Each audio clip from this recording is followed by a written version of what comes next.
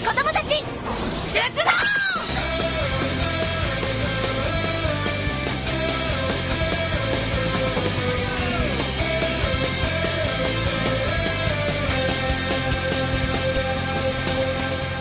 Hello everyone and welcome to episode 31 of Lost in Translation Mon. I'm May. And I'm Jay. This week we watched Digimental Up. Or A New Digitude. And Digimon Kaiser King of the Darkness. Or Iron Vegiemon. The first episode we'll be watching this week is called A New Digitude or Digimental Up. What do you think is going to happen in this episode? I'm going to fall over and die because that's the worst name ever. Do you think they'll be the worst episodes ever though? I got the Digitude one. What was the other one? Digimental Up? Digimental Up. Okay, that one gives literally no information because Digimental Up is the thing you have to say to make, obviously, the Digivices work.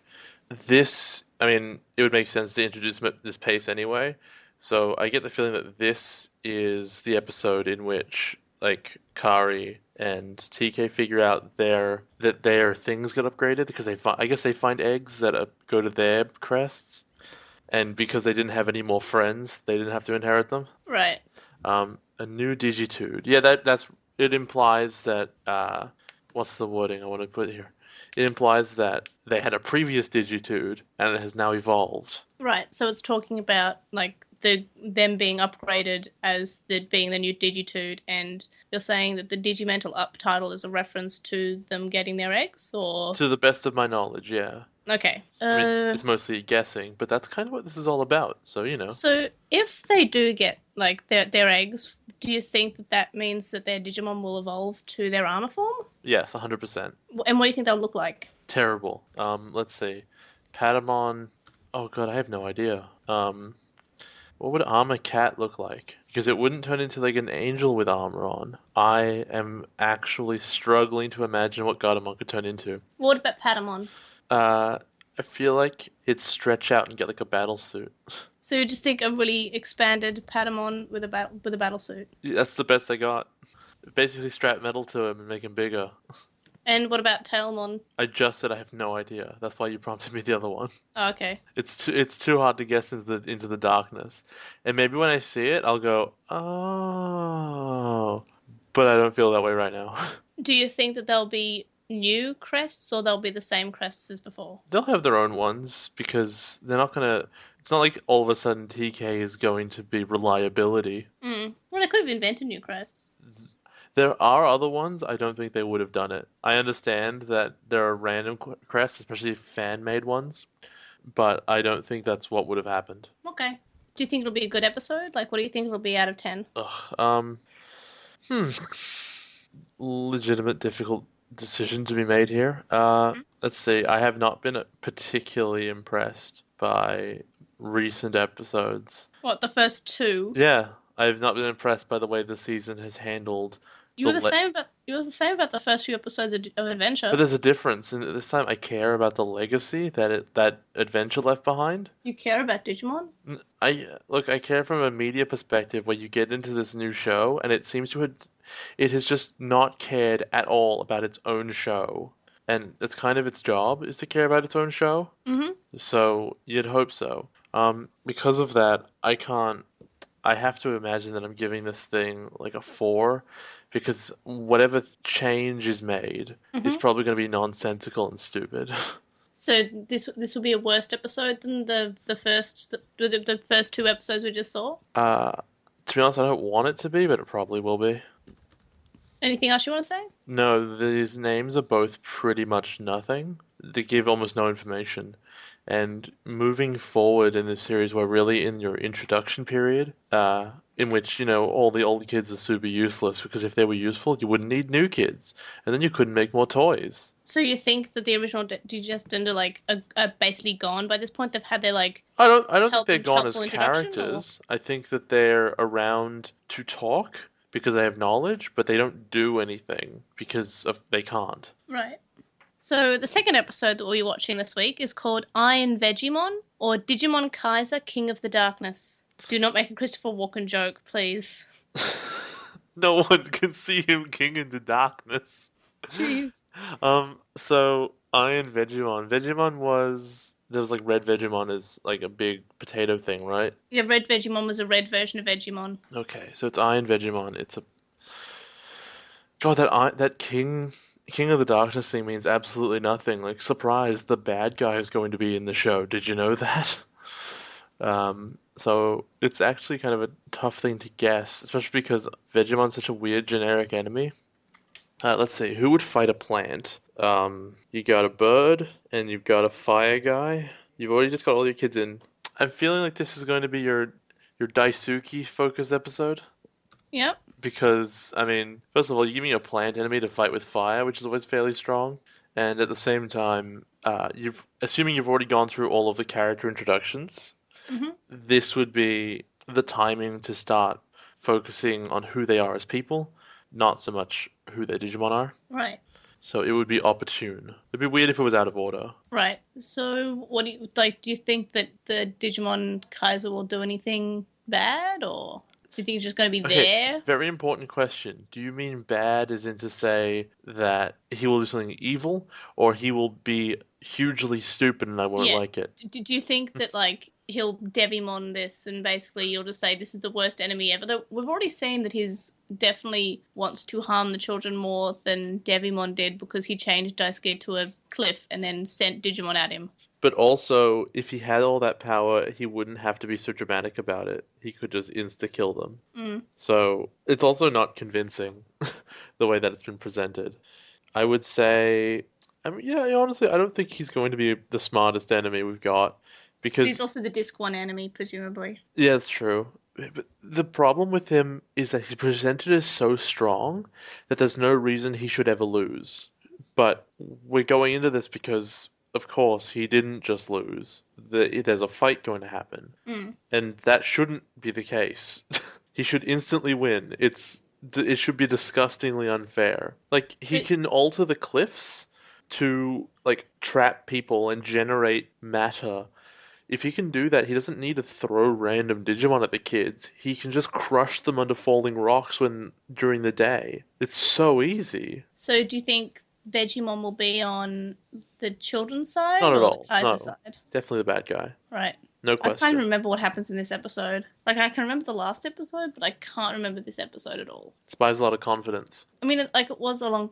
I guess I saw it like in the last 2 years, but like, I don't know. I just don't remember this episode. So I'm also wondering what happens. So, what do you think that you'll rate this episode?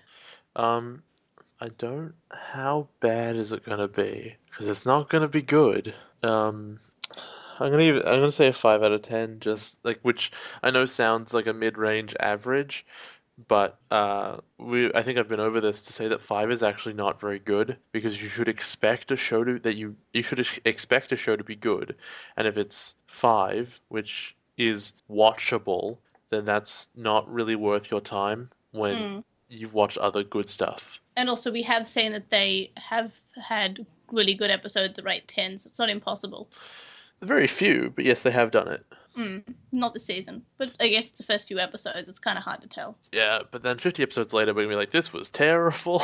So, anything else you want to say about either of these two episodes, or are we done? I would say that we have we have 2 titles which are meaningless, Mm-hmm. and one which is whose meaning is obscure, and then the other one says Iron Vegemon shows up. So I don't have a lot to work with, and obviously the show has a lot of branching out to do from where it is, which is to say, these kids know what the digital world is now. Good job, kids. Right. So, do you think the kids will still be like scared and nervous about what the digital world? Yeah, for quite a while. Okay, so you don't think they'll be like still in like already super confident? Like the last group of kids seemed to be pretty confident.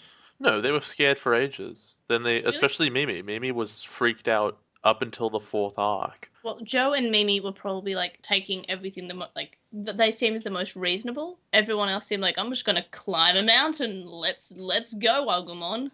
Pretty much. Yeah, cool. So I guess we'll have to see what happens when we watch the episodes then. Not looking forward to it. Can't be too bad. It can be as bad as you think it might be, and I think it might be quite bad. We got some information about Adventure Try Part 2, Well, we got everything was confirmed. So the theatrical screenings will begin on March 12th, and there's going to be a Blu-ray and DVD release on April 2nd. Though there'll be an early release of the Blu-ray for Part 2 for people who see this in the theatres. And we got a clearer official image of the poster to Part 2, which has Rosemon and Vegiemon and Mimi and Joe, and another Digimon, which may or may not be spoilers for Jay. And I'm not sure whether we will be watching this and talking about it. I would like to, and I have to think about like how much of a spoiler things that would presumably happen because of the Digimon that's on the poster. And I've shown Jay the poster, and he doesn't know much about the Digimon that's on the poster. But I'm not sure how much of a spoiler that Digimon is. You may have to watch it independently and then come back and tell me to watch it or not. Yeah, I might do that. Well, presuming like that's presuming that we get it on Crunchyroll again. I can't see why we wouldn't. I'm still confused about how Crunchyroll got it, because I know that Madman has the rights to it in Australia, so maybe it's just Adventure Tri doesn't fall under that like owning of the rights that they have. Well, Crunchyroll's an online service like Netflix or such. Yeah, but Madman have their own. It's called Anime Lab. Oh, right. And it has all the things that they have the rights to. So if Digimon were to appear on anywhere, it would appear on Anime Lab. But they don't have Digimon on Anime Lab, which is really weird because they produce the DVDs.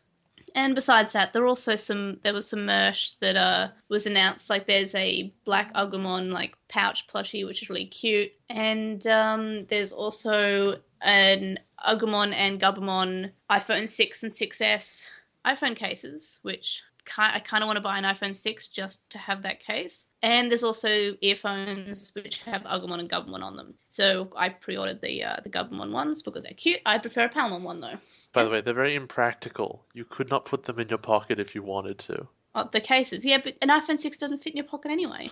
Well, like, at least it wouldn't fit because it's too tall. It would just stick out a little bit. Now it would be too wide as well. But yeah, I think they're cute. I wish I could have one, but I can't because I only have an iPhone 4. You're allowed to think that. I also want an Apple Watch, so I'll get my Apple Watch when I get an iPhone 6. And I'll have a Fitbit, a Digimon Karache, and an Apple Watch on my wrist. I'd be really cool. That's too much stuff. No, but I'm cool. I'll be fashionable. You don't have enough wrists. I have to. That's not enough. I'll just stack them. They stack. They're stackable objects. Not really. That's not true at all. It's the opposite of the truth. I could give it a go.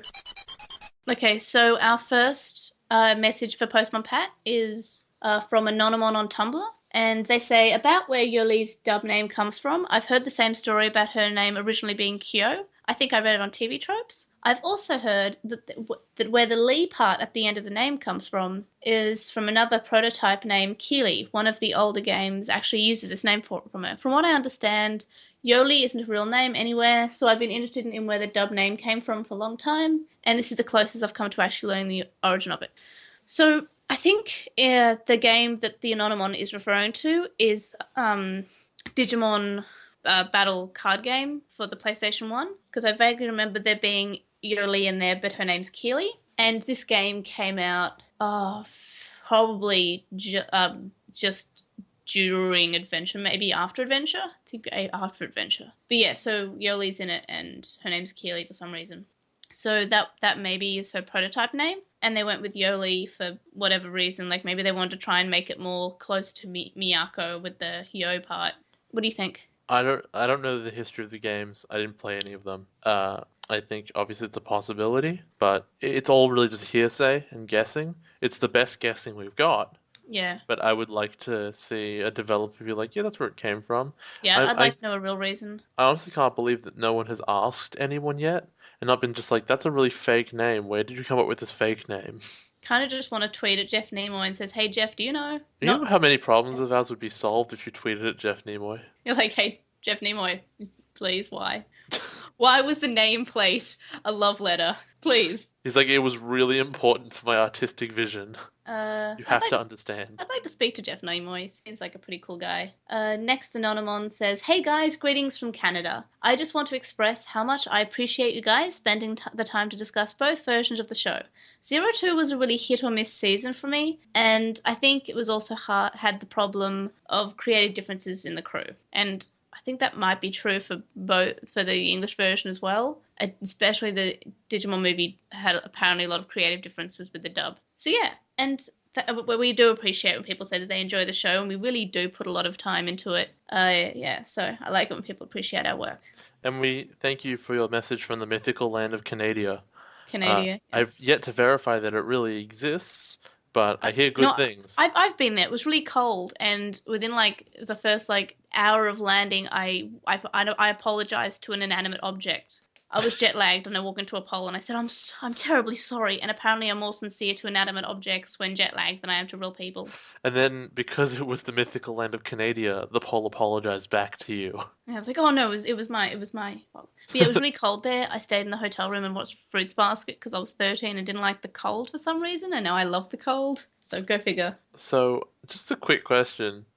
Wouldn't it be fruit baskets? Wouldn't it be multiple baskets? I Not. can't even remember. I thought it was just Fruits Basket, like No, one but one why basket. would it be fruits? That's not how you pronounce that. That's not how English works. Well, it's not an English title like that. That's But the how Japan. did you end up with that going into English? Well, it goes well because they don't have like it goes Furutsu Basketto, so it would be like Furutsu instead. It's either that or Furuto, and that sounds like Naruto. yeah. Or my God, that was a favorite good that was a good anime. Furuto. And then I bought the manga, and I was like, this is so long. Why does the anime finish at volume 4? Why is there all this stuff that happens after? Why are there 20 something? There are 23 volumes, and like the anime covers like the first 4 volumes. Look, it's all really important. I know it's not evident right now, but it is. Why don't they just make it? Apparently, there's a new season of new manga season of Fruits Basket called Fruits Basket Another, and it started in September this year. Oh no, I'm gonna have to read that, aren't I?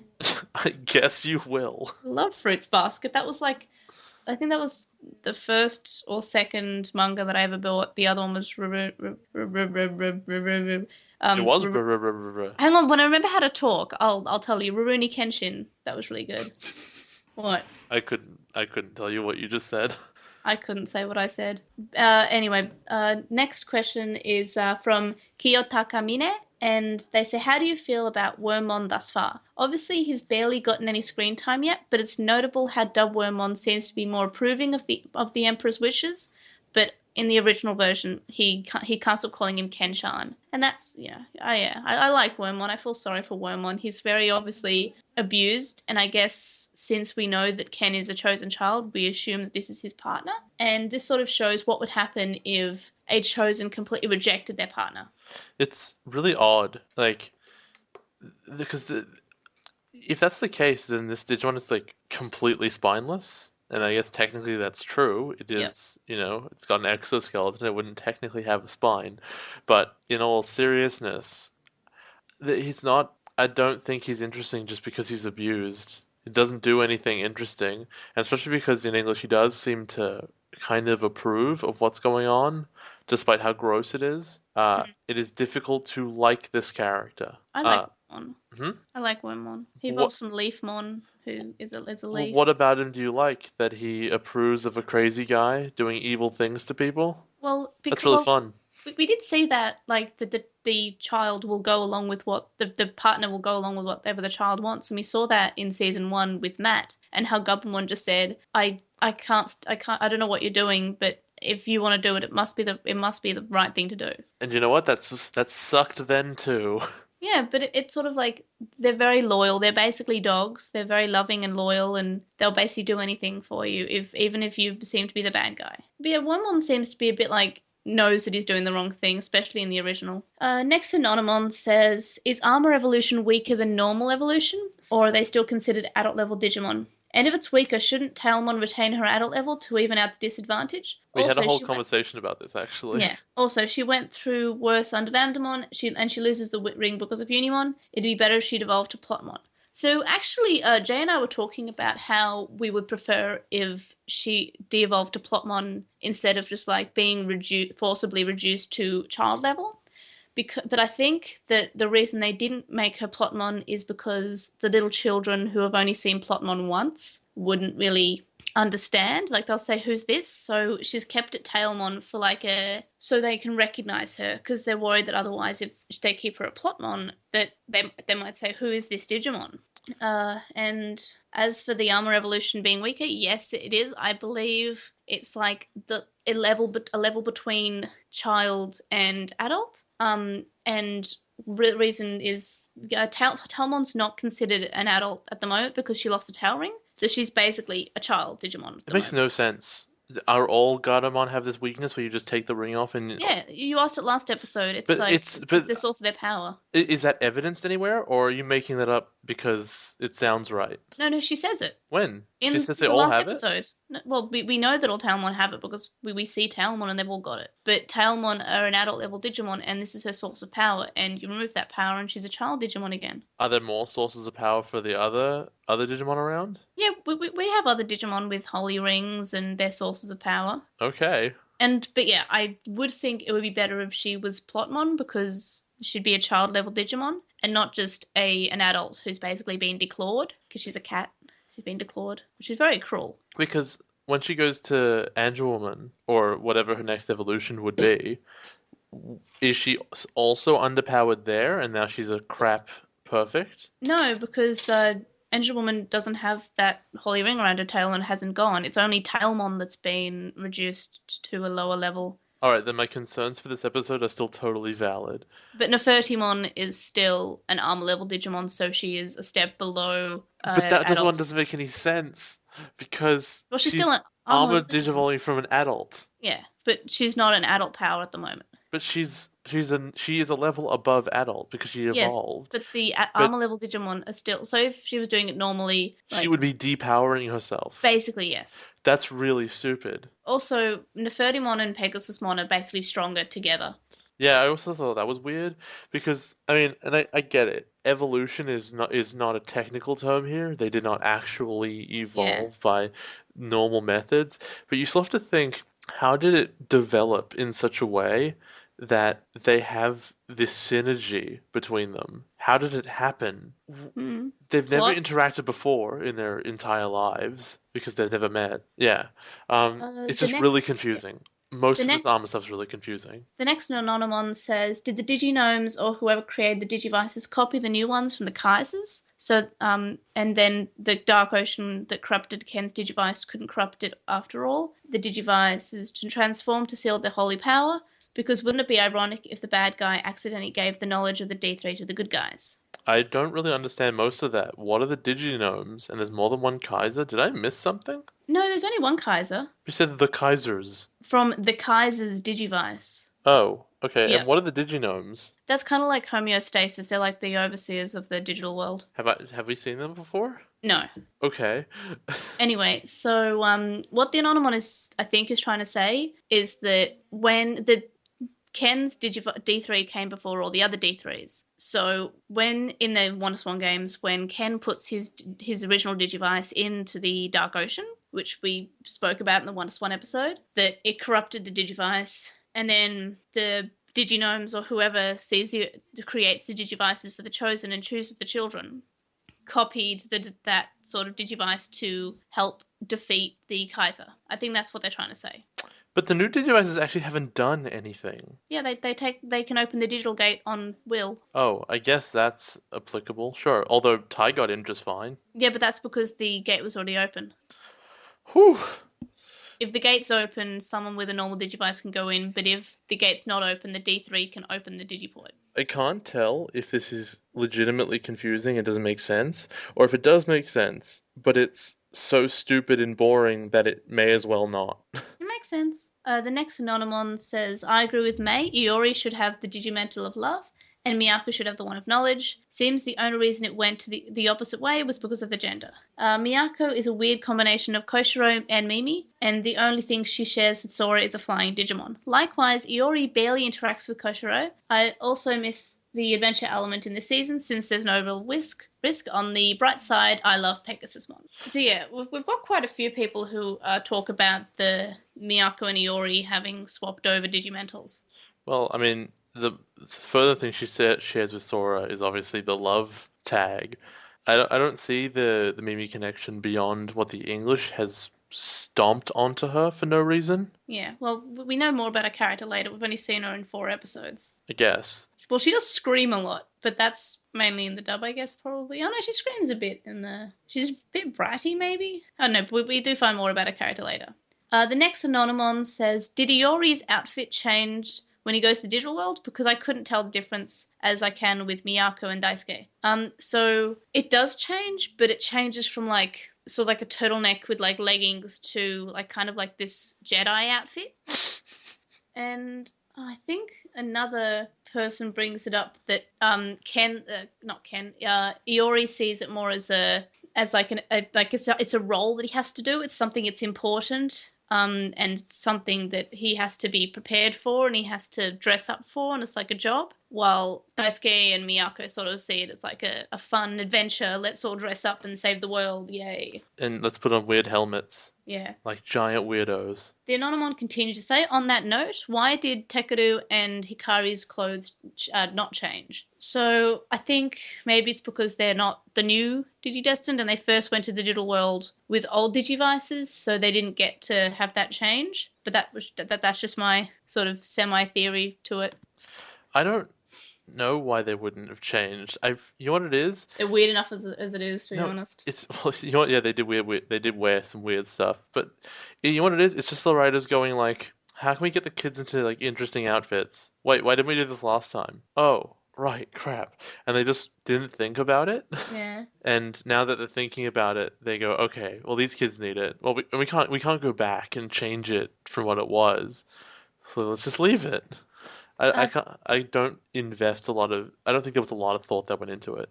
So then the Anonymon continues to say and asks us, how do you like the music so far in both the English and the Japanese? And I like the music in the Japanese version. The music in the English version gives me lots of nostalgia, so I can't tell if it's actually good or not. I do like Here We Go. I prefer that to the sound effects that the Japanese version has when they go into the digital world. I think Here We Go is a good song, but again, I could be clouded by nostalgia. What do you think? I really like the replacement in Japanese for Braveheart, the victory music. Breakup, the song that they play during the evolution. The da da da da Yeah, da. that's the evolution music. It's called Breakup. Yeah, and how it has like a nice slow. It has like a slow start, and then it goes places. It's great. But by and large, I think the music is a step down. Not a lot down, but a step. In which language? In Japanese for sure. Like generally. English has more songs now. They don't just have the one winning song. Oh, every time it came on in the English in the adventure, I was like, I'm so sick of this.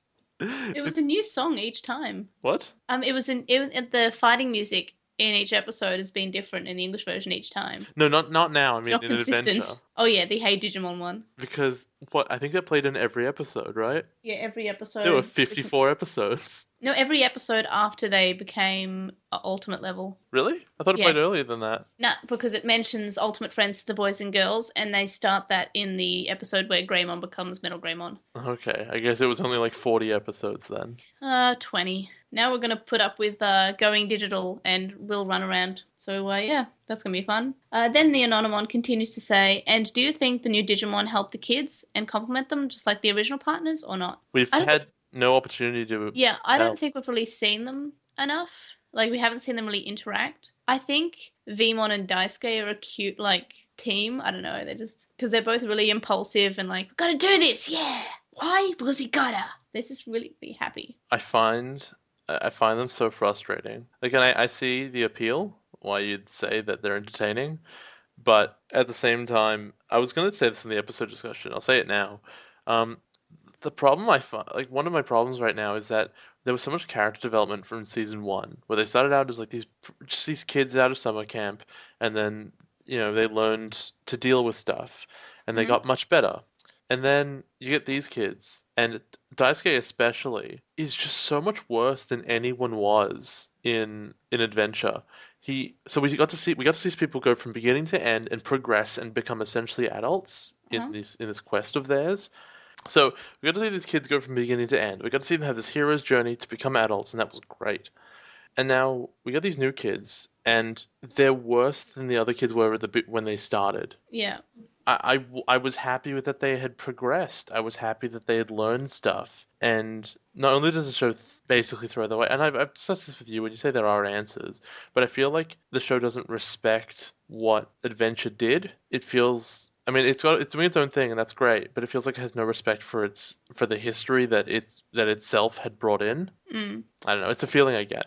I also kind of like Miyako and Hawkmon because it's sort of semi-reminiscent of, like, Joe and Gomamon, but the other way around. Like, Miyako's really hyperactive and impulsive and, she wants to do crazy stuff. And Hawkmon's a lot more serious and, like, he's a bit, like, he's cautioned and wary and he's like, oh, we should do something else. And then he's completely stupid when he's Poromon, but as a child Digimon, he's quite mature. So, yeah, it reminds me of, like, a reverse Joe and Gomamon in that way. And he can't handle spiciness at all. Well, in the English version, it's spiciness. He just really likes it, so he goes nuts. Because it's like it's a jelly snack, I think. I thought it was just like a juice box. Yeah, like, no, it's like a jelly, juicy, boxy thing, but it's like in a tube. And, yeah, he just really likes it, so he goes nuts. In the English version, it's just because it's spicy, and because, like, apparently you can't be happy over food. So next is over to With the Will, and we have Chuckmon, who says the joke about Fujiyama teaching computers is a dated joke back when computers were new and the teachers didn't know much about computers themselves. And I think that's, yeah, I do understand that because from when I was about 10, the teachers knew that I knew a lot about computers, so I basically taught a lot of IT to people my own age. Went from when I was very little, and in year 7, like, the teacher asked what HTML was, and I answered, and he had to, like, check the book because he didn't know himself. Why would he ask the question if he didn't know the answer? Because, like, I guess he just saw it in the plan, and he was like, I guess the kids would know. And then then I mentioned I'd be doing it since I was like 5, and he's like, okay, you're going to teach us the class now. And I went around and helped the class when they were doing their web pages because it was something I did when I was very young. He just goes, does anyone know what HTML is? Please, you have to help Good, me. Good, you teach now. You're the teacher. Which is kind of like, in hindsight, like, that's a dodgy thing to do. Like, I will still get paid. You small child. You take this class. He's being paid to supervise you, not to I didn't teach. get anything. I think I got, like, a medal, like, in year 7 for, like, IT, but that's it. A medal? Yeah, and then my IT teacher in like year 11 and 12 hated me, so he didn't understand that I was not a boy. Get out of here. He was like, no, boys, that they can swear and wrestle each other. You can't. You're not allowed to. It's against the rules. I'm like, you're not very nice, are you? So I got a bit sidetracked there, sorry. But yeah, that I do think that's a dated reference. And even now, like, do teachers in primary schools and high schools not know about computers still? Or do they get people who actually knew stuff? I don't know. I haven't been at a school that's not university for, like, a lot of years now. When I was in school, I had a very, very good computer teacher. In fact, she was so good at her job and she knew computers so well. There's a musical about her. Wow. It's called Cosmonaut. She was the first civilian person to contact an astronaut who was in the Mir space station at the time with CB radio. I think you told me about that. And she was awesome. Yeah, but you also did go to a private school. Yeah, I guess I did do that, yes. She passed away 2 years ago now, I think. That was last year. It was probably last year. It was like early last year. Yeah, because it's late this year now. That was very sad. I would have liked to meet her. She sounded really nice. She was the coolest. Yeah. Chuckmon then goes on to say he thinks that the Digimentals of love and knowledge should be swapped. So that's, another person who thinks that. Chuckmon also said that they ended up watching both the English and Japanese versions because he loves Runaround, Davis's voice, and the music when they go between worlds, which is Here We Go. Though I like the Japanese voice, Ken and Agumon, a lot more. What do you guys think of the animation of traveling between worlds? It's one of my favorite things in the series. The music for the Japanese is pretty lame elevator music, but the English one does it right. I also wanted to hear the English voice actor Kari say, that's a good monochromon, and Davis is awesome. Digimon energize. It just has so much more zazz than Digimental Up. It's cheesy, but that's a summary of English 02. Cheesy. The music rocks. I'm with Jay on the music for the Japanese intro and outro not being great, though. Then Chuckmon says, I hate English Flamegemon's voice. It's a little too lame superhero-y. English Ken voice is good, but I like the kid voice more in the Japanese version. So, I guess we should address the first question, which was the transfer from the real to the digital world. which I love. I actually, when I saw it the first time, I said, this is cool. And then it happens every time. And I get this is a huge difference between the first series and this series, which Yeah. is that you're going back and forth all the time. Yeah. At the same time, I'm not sure I'm personally that into that. Because it was such a special thing in the previous series. It's so rare to be able to go between the worlds. It's only at certain times, only that you can ride a tram into the eclipse, only if you can get sucked into a tidal wave or up into the air. Yeah. And they were always very special and they were always really unique. And now it's just a weird animation that you get from standing in the computer room, and I don't think it's very special anymore. And I don't know. I guess that was important to me. Yeah, well, I do like it, and I like how the new kids their clothes change during that sequence, and I don't know, it makes me really happy. And I guess it also they have to go to the digital world and come home every day because the times are now synchronized, so they can't just go to the digital world for 6 months, like because time will pass in the real world. If there was one thing that would have been fine if it had reverted back or changed, it would have been the distinction on the time. Mm. That didn't need to be synchronized. The only plot relevant part of that so far has been that the Digimon Emperor doesn't come out at night. I'm pretty sure Mm. that's the only plot relevant thing that has caused.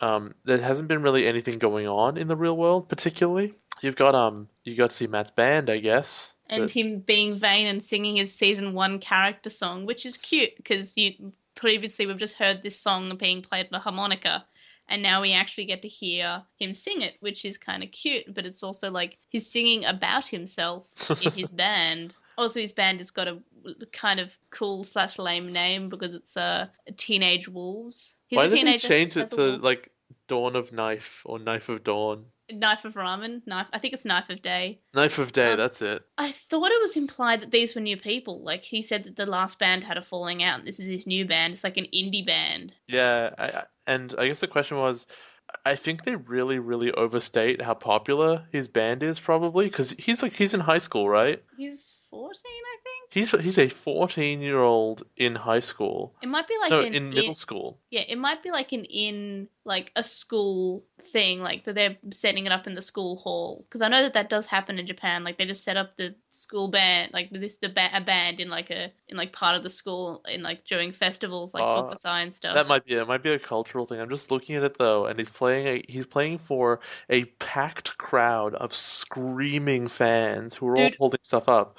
And I'm going, how popular is this band? dude, How is he in school? when I was on the study tour in Japan, it was during Bunkusai, and there was just like these like 14-year-old kids, and they were playing the Offspring songs, and it was so adorable. And it was like, I mean, like by adorable, I mean like I know they sounded really good, and oh, it was so good. But yeah, it was like and like most of the school turned out because it was it was during Bunkusai. Bunkusai's so fun. I don't know what that is. It's like a school festival kind of thing. Like there are lots of like each different like each homeroom opens up like a different time of store. Like one will be So a like cultural festival. yeah, and like there'll be games like you have like you can win like plush toys and stuff that have been donated, and there'll be like a cafeteria like that'll be open just for food, and there'll be like a maid cafe in one homeroom. It's really like Hey, I've yeah. seen anime before. I know about all that. It's really fun. It was so much fun, but I spent so much money playing all the games because I really wanted to collect all the Umpunmon plush toys.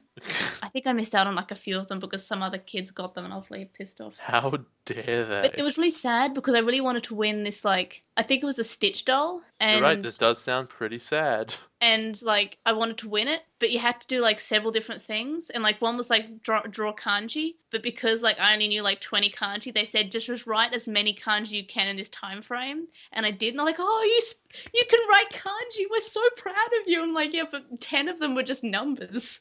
I was very lazy, so just they were the easiest, and but the last one I was really bad at was like hula hoops. And I couldn't do any of those, but they gave me it anyway because they felt sorry for me because I tried so many times. I spent like probably about $30 doing it. Not the entire country of Japan pities you. Yeah, they felt sorry. They felt really sorry for me. Yeah, it was a cultural festival. It was really fun. Apparently, it just means like I put it into the Googles, and it just says that's it's just cultural festivals at a school. I thought Yeah, it was so. really fun.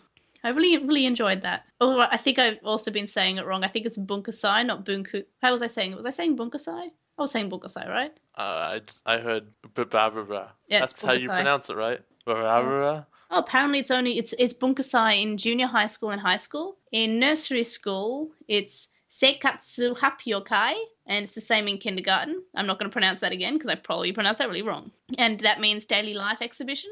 In elementary school, it's called literary arts exhibition, and that's Gakugei Kai.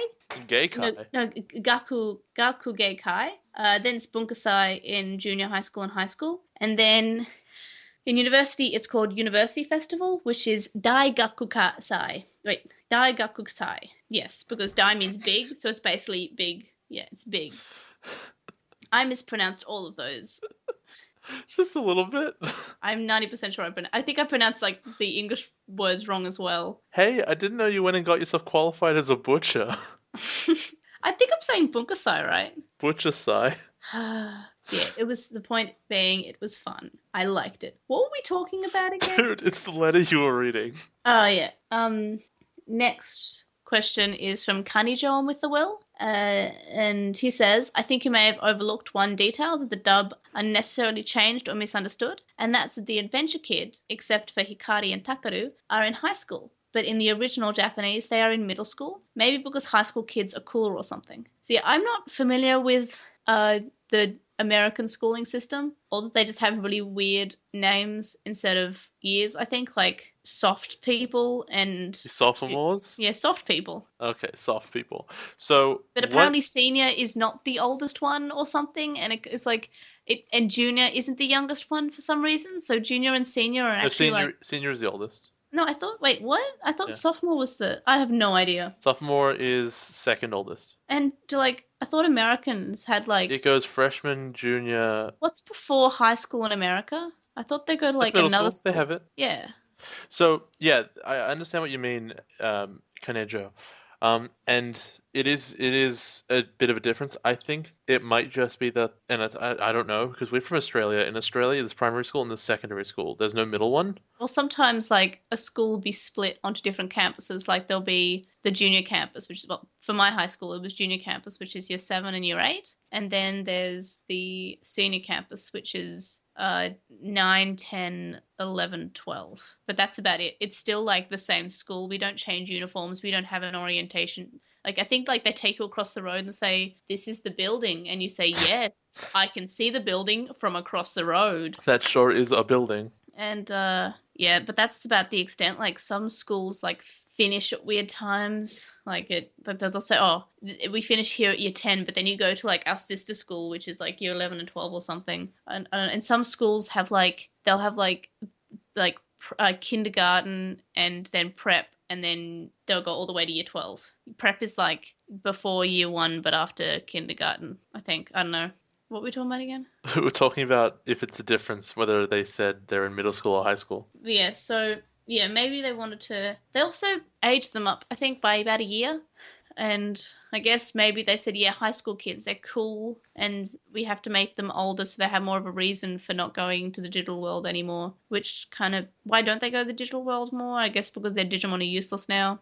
Except that Tai just goes there normally anyway. Because he loves his Agumon. Which implies that no one else likes their Digimon friends. Oh, I think Matt does. Doesn't he kiss Gabumon on the face or something? I mean, wouldn't you? Yeah, Gabumon looks adorable. And then Kanijo goes on to say, another problem with the dub is that apparently no matter what action a Digimon does, they only have one attack name, such as Flamegemon's Fire Rocket and Knuckle Fire being changed to Fire Rocket and Fire Rocket. Pulsemon's Red Sun and Mach Impulse is changed to Tempest Wing and Tempest Wing, which, by the way, Tempest Wing is actually officially attributed to another dub meter to a spinning corkscrew attack that is yet to be shown. So yeah, I do remember that, and yeah, all the attacks are given one name. I guess because in the last season, Digimon basically only really had one move, the main Digimon anyway. So it's kind of new that the Digimon can do multiple things. I I think in the first season, Togemon had like the punching attack, which has a name, but I don't think it was ever given a name.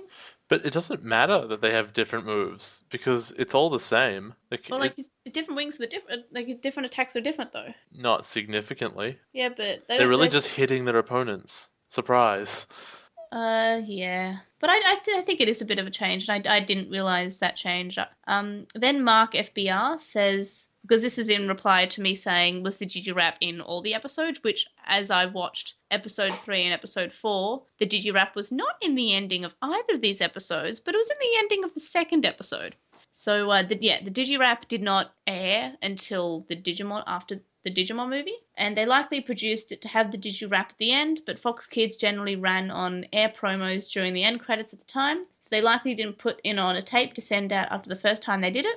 The first few weeks they ran season 2 as a double episode special. Likely they had a master tape from that, and that was the best quality of the premiere episodes they have. I've never been able to get a solid answer to why they didn't have the intro part at the beginning of the episode 1 though. It's possible that it aired in some markets, but the primary Fox Kids setup was that most Fox stations certainly did not have it. I know because I had no idea what I was listening to when I saw the movies in theaters and heard it. So yeah, that kind of makes sense that they're going by what they had, but I don't know why the Digirap was just there, and it's not there for any of the other episodes that I've seen so far. It's just episode 2. And also, yeah, I'm still really upset that I missed out on the intro to episode 1. Because, like, the other episodes have, like, the Previously on Digimon, which airs before the intro. But this one just didn't have anything before the intro, even though it was meant to have something before the intro. My theory is that MCP Podmon is somebody's, like, cousin or something. So he's like, yeah, guys, I really need a payday. And they're like, okay, we'll get you some royalties. We'll play your song at the end of episode 2. And he's like, yeah, that's perfect. That's exactly what I need. Just one episode. He didn't have enough money to get more than one episode. I'll be able to buy like some cheese strings. An ice cream, a bubble gum bill. The Bubble O bill. Then Faxmith says, I couldn't listen to all the episodes in one go, but I wanted to give some feedback from what I was able to listen to up to now. What happens with some paper towns... What are we up to? Yeah, I think he's just like during the one we just recorded last week. Okay. What happens with some paper towns is that they actually turn to real places by people passing by there because of famous maps. If I recall correctly, it comes up in John Green's book, an adapted movie, Paper Towns. That's where I learned about it, yeah. I thought so. Also, I should have been clearer. My biggest reason to show Jay the memorial version was a little test of how much he paid attention to their voices while reading the subtitles. It wouldn't mean anything, but it would be fun to know if you recognised all the voices right away. So, did you recognise the voices? The answer is no. You said you recognised I recognise some of them, so some are very particular, and then a bunch of the kids would really merge together as very similar voices. I'd hear it and I go, is that TK or is that? And I wouldn't be quite sure. So no, it wasn't perfect. I couldn't guess it exact every time. Neither would I think anyone should expect me to. That would be super weird. And then we move on to the Twitters. So we have Wuchinglong, who says, Tai could travel to the digital world when the Digiport was naturally open, same as anyone with a Digivice. The D3s are special because they can force the Digiport open at will. So this is sort of what I was talking about earlier, that the Tai got into the digital world because the Digiport was open, but the D3s can open the Digiport. Is that the only thing it does differently? It can also make them armor Digivolve, I think. I thought the Digimentals did that. Yeah, but well, D3 stands for different things, and we haven't got the official name for D3 yet in these episodes. I think maybe in the next episode, so episode 5, Koshiro comes along and says, oh yes, it stands for detect, discover, and something else beginning with D. I can't remember what the other thing is. That sounds really stupid. I'm just going to tell you that right now. So it can detect Digimantles, it can discover them, it can do something else beginning with D. Maybe Digiport, I don't know. Maybe if I do a quick Google into my Googlemon, I will pick up what... Okay, it stands for Digimon, Detect, and Discover. So that was worth it. Wouldn't it be Detect and Discover Digimon? I don't know, but it's Digimon, Detect, and Discover. Oh, that's terrible. Okay. Thanks, Koshiro, for the great name. We're very proud of you. Because I've been obsessing over why the Digimon Kaiser has all these special extra powers. And when he talks, he makes it sound like it's because of his special Digivice, which would imply that all the other kids should be able to do all the cool stuff as well, but they never do. That's because they're not evil. They're not No, evil. but like he can warp the world in ways that are advantageous, and they don't have to be evil to use that against him if they could do it. What do you mean by warp the world? Well, let's take episode, I think, 2 as an example. He can slide open cliffs and then Oh yeah. manifest shackles to attach. No. He slid open the cliff because of Digimon. No, it was like a square. And the shackles, I think he just built there because he's super smart, so he probably programmed it. Because like, there's no evidence that the digital world can't be programmed. Well, you know what my evidence for that it can't be is? Mm-hmm. Izzy never did it. Because Izzy would have doesn't want figured it to. out. No, but Izzy would have said, I can do this. And you know what? If he doesn't want to, he's really stupid. Also, it's also implied, and we know this is because of the Dark Spore. I mean, we can presume as much because of the WonderSwan games telling us that this Dark Spore's made him insanely intelligent. He's intelligent than grown-ups. Like, he's smarter. He's like a genius even on a grown-up level because of this spore. Crap, So, I keep forgetting about the Dark Spore. Oh, that actually answers my other thing I was going to talk about. Okay. yeah. So imagine if you didn't know about the WonderSwan games. This would, well, you know what? Honestly, when I'm doing all my notes, I completely forget about them. Yeah, so I'm watching this now and thinking about what I know from the WonderSwan games, and it's easier to sort of have reasons for what Ken's doing that he's not basically himself. We know that in the WonderSwan games he was this sweet kid who was friends with Rio, and he was like, oh, I know we'll meet again, he's my friend. And we know that he was sweet. And in fact, we see things like the cover of Tag Tamers, we see that Wormmon has evolutions that he was able to get to when Ken was a kid. So we know that he must have triggered these evolutions because he loved his Digimon. So we know that this is not him. So for him, like, this spore has probably given him so much intelligence that he's able to program things like change the digital world. So I'm not too upset that, like, he can manage to do all this stuff and Izzy can't, because Izzy's probably just an intelligent 14-year-old. This probably also explains why Wormmon sticks around, because he knows he can be good. Yeah, like, Ken was probably, like, I'd say he was probably, well, at the moment he is TK and Kari's age, and I think all that happened, like, probably a year or less after the Digital World, so I say he would have been about 9 at the time. So he has known this Digimon for 2 years, and at some point he was this sweet boy. So this also answers a whole discussion I wanted to talk to you about. Uh-huh. And are you aware of the Vegeta arc? All I remember is who the was the general bald idea. guy? Who was the bald guy, and who was Nappa. the hot one? Vegeta. No, the hot one. Bulma? The Android 18, I think. Oh, okay. So and her boyfriend was bald or something, and Krillin. was Krillin, I think. yeah. Yeah, I liked Krillin for some reason, but I really liked Android. I thought I liked Krillin, but I actually really liked Android 18. So the reason I bring this up at all is because Vegeta is a perfect example of what happens when a bad guy joins the team. Because I'm seeing it coming from a mile away. This bad guy is joining the team at some stage. And when that happens, there are only two things that can happen to make the show balanced. And it's the bad guy dies very soon afterwards, or he gets severely underpowered. And I was going to ask, well, which of those happens? Well, the answer is very obvious. He loses the Dark Spore or whatever, becomes severely underpowered, and now he's no longer super unfair from the perspective of, the rest of the kids being normal. Yeah, but that makes a lot of sense. But if we didn't have the WonderSwan games, and if we didn't cover them, we would have less reason. Like, why is Ken able to do all this stuff? Why is he doing this? How can someone just be evil? Well, why is he so smart? That's not a real character. Well, that's what I thought the whole time, because again, I didn't really think of the WonderSwan games. But you're right, we did discuss them. I imagine that you get through the season and the Darkspawn comes out and they go, oh, it was that all along. Yeah. That's probably what happens. Well, I guess we'll find out. I guess we will. The next Twitter tweet is from Anime Guy, and he says, for Jay, what does he think of the Digimon Kaiser villain story it will contain, and how will he be defeated? So I guess this is sort of just going on from what we were just talking about, so we went completely off topic. So what do you think? So my thoughts on how he'll be defeated is that he's going to be like just about to basically win and probably murder all the kids, and finally his Digimon will get through to him. Like everyone will be talking, but it'll be his love for his Digimon partner. He'll be like, "Wait, I'm doing something really evil."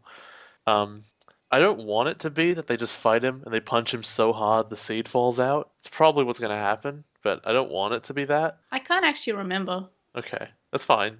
That I is, think it's good though. Well, I think it's good. It'll be interesting to see if you think it's good. I but you think don't remember what it is. How do you know no, it's good? all I remember is that I like it.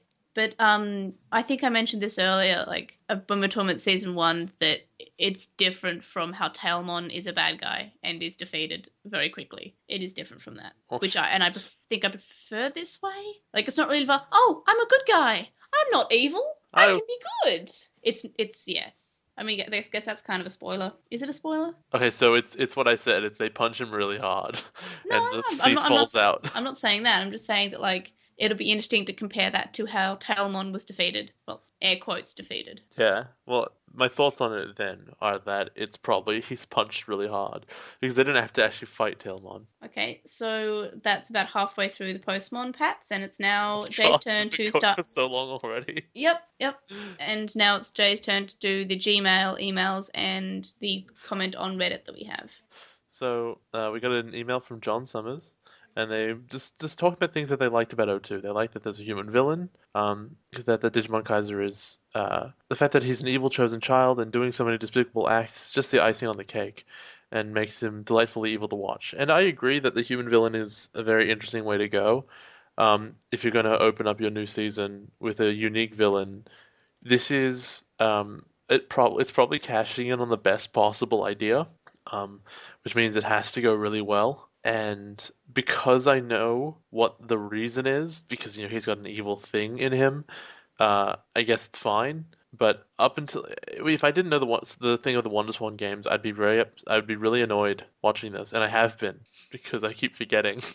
Because his motivation is just to be evil, but that's literally what it is, and he's cool with that Mm. because he's just become evil. That's the whole deal.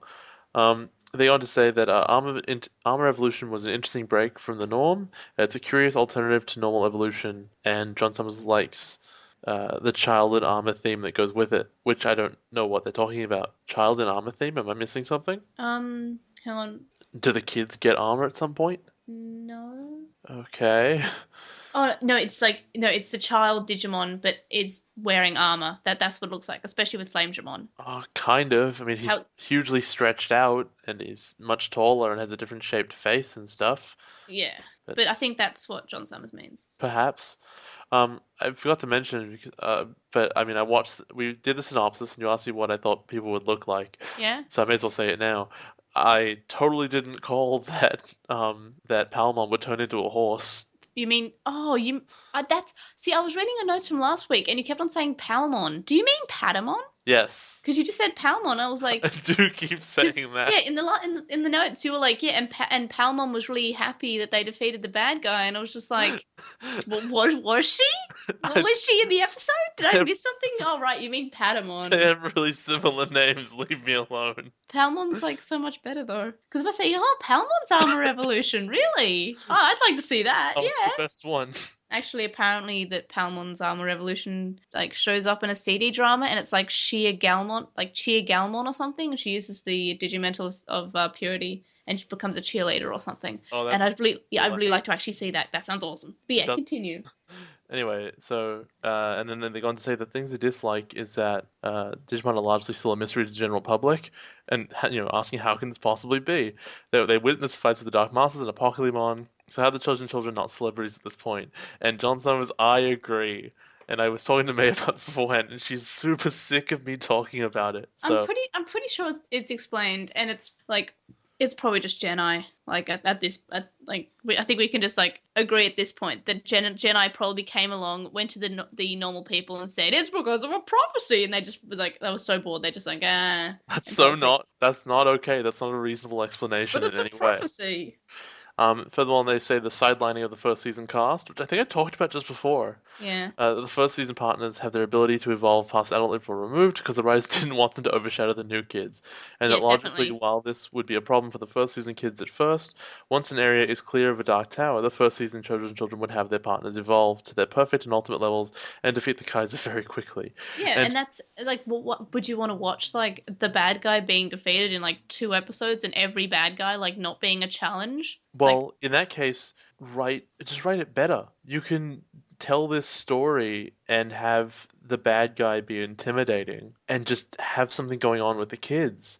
But the kids are showing up and the kids are doing stuff and it's just the show hand waving and being like, but they can't fix it because Black Towers, well, they can't fix it. yeah, just imagine if like Omegamon came along and just like grabbed his sword and like chopped Ken in half. Like that's very violent, but that's basically what could happen. And there's no reason that that shouldn't happen. The show is not giving any kind of convincing evidence that that isn't the ideal Mm. situation for the show to go in. Yeah. But like And I do think it's like they could have done it better. Like it just seems like they just completely push the characters from season one. They don't like aside and like they give like the Dark Tower reason that's a fine reason. But like yeah, I do feel like that they're more useless, especially Mimi because she's my favorite. But she she's has gone. yeah, and Joe I guess has like high school stuff, so he's like not in the picture. But besides that, it's just all like Sora, Izzy, Matt, and Ty are just kind of useless. I mean, So I Kesha didn't is kind of useful. I didn't actually even think about it so much, but that yeah, they could just evolve at the end of the second episode we're going to talk about Yeah. very quickly. Spoilers, you've joined us on a show where we talk about the plot of the whole show. At the end of the episode, they clear a tower so they can evolve. Why don't they just mega evolve and go win? Well, I think we've covered this in the try episodes, but they have somehow released their ability to go to perfect level. Wait, that's between then and now? No, it's between Adventure and Zero. Like, but it's after our war game, but before 02. I think it's to free the holy beasts. I guess I will say it just so no one else has to, but it's really lame, right? It sort of isn't an awful reason. But yeah, it's why they don't, evolve as high as they can and just defeat the Kaiser. Okay, well, do you know what's really unhelpful? That Uh, the show never says that. well, it hasn't yet. Okay, the exact moment they should have said it is in this episode. Well, in the second episode we watched today, right at the end, they should have said, now we win, right? And then one of them says, no, because of this thing. Mm. In that thing where they give it up, is that a piece of media that came out before or after Zero Two? It's during 02. It's the movie that came out at the same time? Is that... No. It's in the season. What do you mean it's in the season? Do they It's flash back to it? yes. What? They say, "Oh, this happened," Well, that's gonna come as a really weird shock, I'm sure. and yeah, I saw I had to spoil that for you just because it was relevant in Well, the because try. it destroys everything, and it feels, you know what it feels like? It feels Uh-huh. like someone got to this episode and pointed out the obvious, why don't they just evolve? And the writers freaked out, and they were like, oh God, oh, how do we fix this? Because what kind of It, madman show running do you reveal this very weird, crucial piece of um, information as I a have flashback I have a halfway through the show? I have a feeling it might have been said in one of the CD dramas that came out between Adventure and 02, but that was also Japan only, so we That's a didn't get really it. responsible way to write your show. It's like, did you see the CD drama? No, because it was really important. Well, no, that they also did that with the Wonder Swan like games. They had something that was pretty important to the plot, as in Rio, who appears in a flashback in the background and is never explained why there's someone else in the digital world. So yeah, they do that. It should have been released here, but we didn't have a Wonder Swan. So and CD dramas, like they would have to completely redo them with English voice actors, and maybe they didn't want to do that.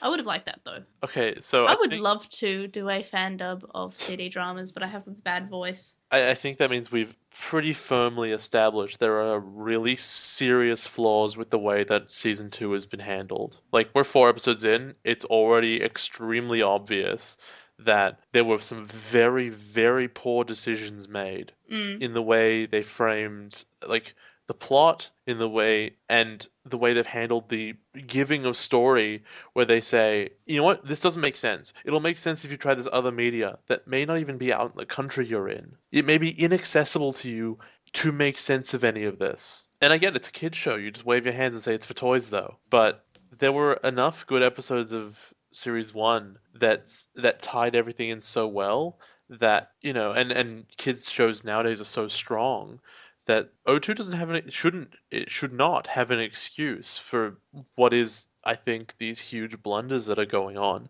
I'm really sick of hearing this comes up in a flashback way later for no reason. This comes up in a game that I would never play because I can't read Japanese, Well, to or be a fair, CD it is drama that never explained. came out in your language. If you were, say, watching a movie, right? Uh-huh. And you get to the end of it and the plot made no sense whatsoever, and you got to the end of the credits and it said, by the way, there are 17 books. They're referenced constantly, but no one told you. Also, they're all in Swahili. Mm. You wouldn't like that movie very much. And maybe if you went out and read 17 books in Swahili, maybe you'd like the movie a lot. But you can't. And it's the movie's job as an independent piece of media to explain itself. And you know what? O2 has 50 episodes. That's a hell of a Yeah. lot of episodes. Yeah. Most anime can tell you a full arc, a full great story in 12. This is Mm. more than 4 times that. If it can't get all of its story in and explain itself in a way that doesn't need a CD drama to elaborate, then that's disappointing and sad. Yeah, that is a point. But like, would you prefer them add another like 2 episodes explain that, or maybe a movie where they explain Ryo's adventures? No, what I would prefer is that they tighten down some of the episodes and then you can just use the spare space. There are plenty of episodes which were clearly filler and stuff in season one, and I'm sure that's happening tons in this one. I'm going to talk about it when we get to the first episode because, by God, we're taking a while. Yeah, we are taking a bit of But time with the Postmon Pat. the first episode is what 70% fighting dinosaurs, and it's so unnecessary. It takes so long, and nothing's accomplished. And you go, was that really that interesting a fight? Now there are 5 dinosaurs. Yay! If you just cut that down, the episode could have been half as long, and you could have fit some Rio story in there. Oh yeah, good point. Um, John Summers continues to say that the new cast is largely annoying, and that Daisuke is a dumber Taichi before all his character growth would lead him to be annoying. He's also made the leader for no justifiable in-universe reason, I guess besides that he has the goggles. And like seriously, why isn't Takeru taking charge? He's one of the most experienced in the new team. There are plot holes that are very big, such as how come the chosen children never try to use their Digivices to release the Digimon under the Kai's control.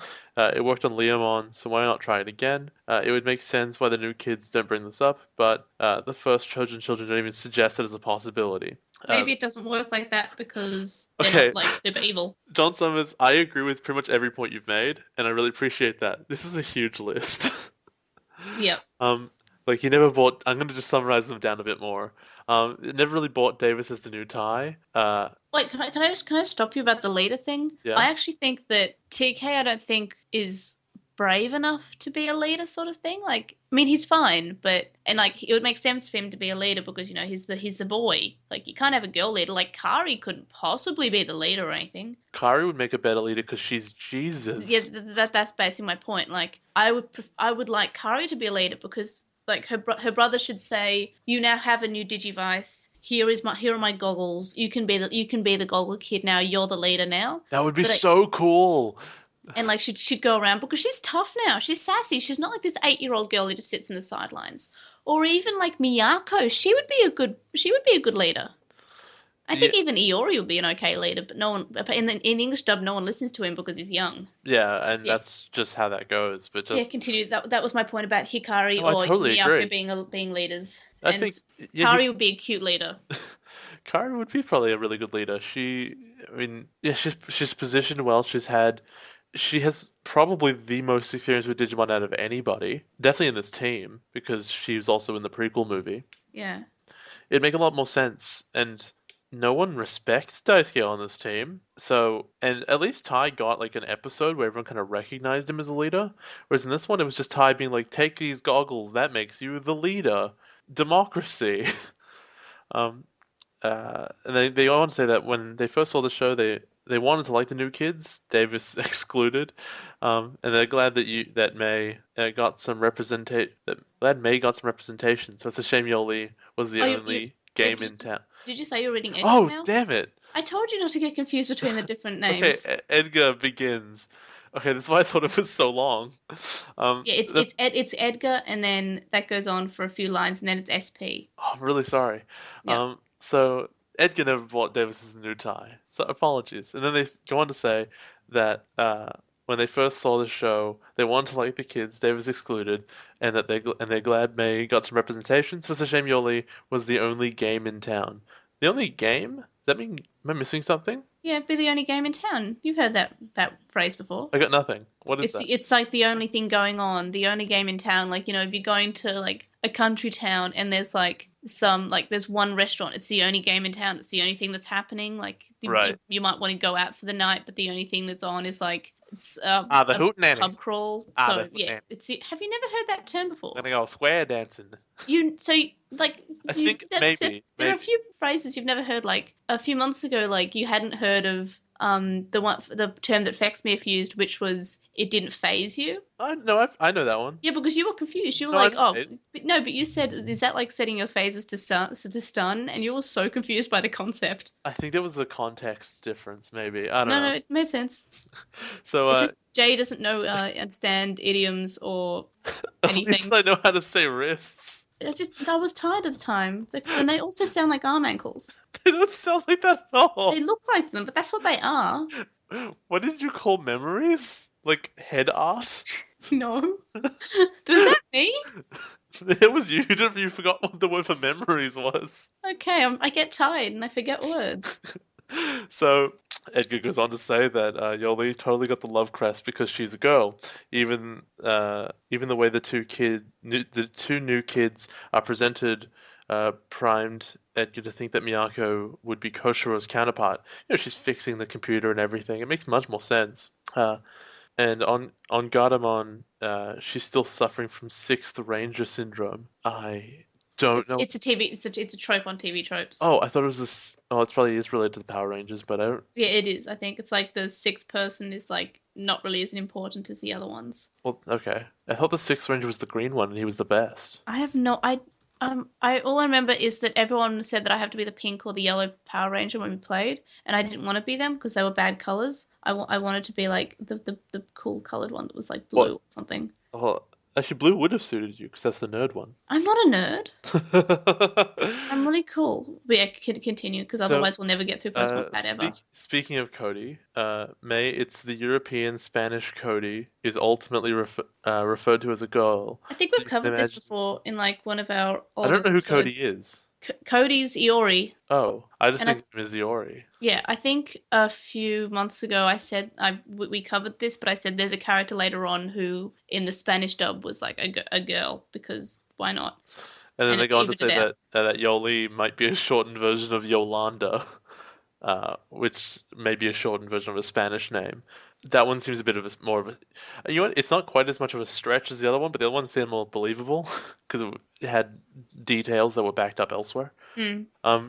They go on to say they're wondering how long that Jay will keep this up, considering how much he's not a fan. Because I'd like to hear the other seasons. Will we ever get to X Rose Wars? And I'll keep this up. I don't like this season. I mean, it's got a lot of problems. I've been talking about it a lot this episode. This is a really long episode for me to be complaining about this. But to be fair, we've only seen 4 episodes. It's so. true. And you know what? I really didn't like season 1, and then it grew on me. This one might be okay. It might develop when, when inevitably the evil chosen child becomes not evil again. Maybe there'll be something going on. Right now, I hate everybody. There's so many holes going on, and there's so much stuff that isn't explained. And I know it's explained elsewhere, but it's not explained to me. But I'll stick with it. I find it I like making the show. And so I'll suffer. I'll suffer and make the show, and you'll all enjoy my suffering. Ideally, I hope you'll like Tamers more. Hopefully, and on Emperor and Kaiser, they're just cool sounding names, I guess. They're more or less treated as evil versions of the word king. An emperor just implies that there's an empire. Maybe you're thinking of the Persian model of King of Kings. Maybe. And is there an Aussie slang for dork? And the answer is no. We just use the word dork. No. We use daggy. Oh no, but daggy is a descriptive. No, daggy. I guess you could be a dag. Yeah, you're a dag, meaning you're unstylish, you're uncool. Like to use this in a sentence, This week, my hair was getting long and boring. It was very daggy, so I got it cut. But it's not really dorky. There's a No, difference. it's Dorky is like more nerdy. no, but if like referred to like a style, dorky is referred to like being unstylish and uncool and unflattering and not hip, not with But I it. always took it to mean more like anachronistic, like not anachronistic, but like old, outdated. Like Yeah, and so is daggy. Daggy's outdated. no, I was referring to Daggy Oh, only. yeah, dork can be outdated too. But No, yeah, daggy is like oh, you got your daggy dacks on. You're wearing your daggy thongs. Your hair's a bit daggy. You're a dag. you like dags? Yeah, so I think that's like the closest word we have to it, I think. I'm not big on the Aussie slang, but daggy is definitely I think daggy's Australian, yeah? We have two more messages, so we'll get to those. Yeah, we have SP now. So SP says that they agree with me in that the Kaiser is the match to Daisuke's Tai, mostly because Takeru is, at least in the original, is very friendly to Daisuke and generally happy. I remember in Adventure, he looked up to Taichi as much as to his brother, so it would be natural for him to want to be friends with Daisuke, or Daisuke, which begs the question why the dub writers make the kids 10 times meaner to each other, and borderline bullies. I don't think TK is actually mean to Davis. Oh, in the dub, he's sort of like. Oh well, to be fair, Davis keeps on saying his name No, incorrectly. definitely Davis is awful to him. I don't think I'm picking up where he's mean to Well, Davis. maybe he likes Davis. Like he like they were holding hands. Apparently in the dub. What? Oh, I've got a line later on. We'll cover it when we get to the episode. Okay. So yeah, we've discussed in like last season that the dub makes them slightly meaner to each other, especially like Davis versus Daisuke. Like he's not too fond of TK because he's jealous, but Davis is like, and like Daisuke will say "oh my air" instead of like a politer version of you, like "oh my air." Like he's not. That's like informal and he's not polite. Yeah, he's But straight up rude. but instead of just being rude, like he's purposely like saying, "Oh yeah, TJ, DTA, DK, Donkey Kong." Donkey Kong. And yeah, it's a lot more. There's a lot more vitriol going on. I Yeah, definitely got it from Davis. Maybe I wasn't paying enough attention. yeah. Davis is definitely meaner. I love every time it's TK goes up to Kari and they talk about their old adventure and that freaks Davis out. It's the best. And then everything else is awful. Like, I love those moments where I think I love them because they're references to the old stuff. Because I hate him all the other times. I hate how annoying he is. I hate how he doesn't get along with people, and he's meant to be the leader. No one has accepted him as the leader except Tai. And himself. And himself, yeah, but no, he doesn't need to accept himself. And I always kind of appreciated that Ty was like, I'm probably not going to be that good a leader. And everyone's like, no, but you're our leader now. And I like that. Not this, like, I'm the leader because I've got goggles. We Did you have know to that go I to have goggles? we have to go to Kmart because they've got Mario Kart Hot Wheels for $2 each. Okay. And SB says that we discussed that in Adventure. It says Adventure 2, but it's Adventure TOO. Yeah. So Adventure as well? Oh, we discussed that in Adventure as well. Yeah. But in this season, the problem is even more prominent to the point the Japanese and English characters are completely different. Is it maybe a cultural thing where it's funny for kids to be mean to each other? I think what it is that the English writers looked at the show and were like, "There's not enough conflict going on. We need more drama. Huh. Delicious, delicious drama." Like, and I think it might be that your other two new kids are kind of their personalities are really understated. Like Iori is grey, and maybe he'll have a whole lot of building stuff later. We've got 50 episodes to go. He better have a personality. But Yoli is kind of excitable and likes the digital world, but otherwise has very little meaningful interaction with anybody. Yep. And her most meaningful interaction was with Sora, which is not good because that's not your core team. Your core team is these five kids right now. And Iori doesn't really talk to anybody because he's a young kid, no one takes him seriously. So all you've really got is, Davis, TK, and Kari. And from there, you have to make it slightly more interesting than, him subtly being upset about things. So I would say it's more of necessity than cultural difference, Mm. especially in English when they don't care about a girl's storyline and they start taking lines away from her like Yoli. Yeah. And I guess they also dismiss Iori for being young.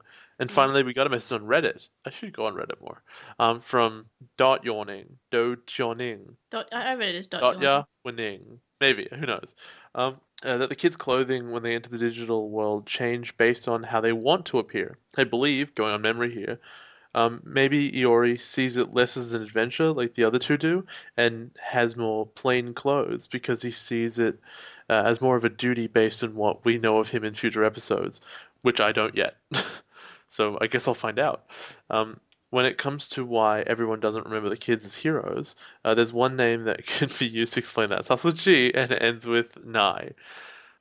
Okay, like I have to take your word for it. And so it's really frustrating to to hear there's an explanation, but we're not going to go into it.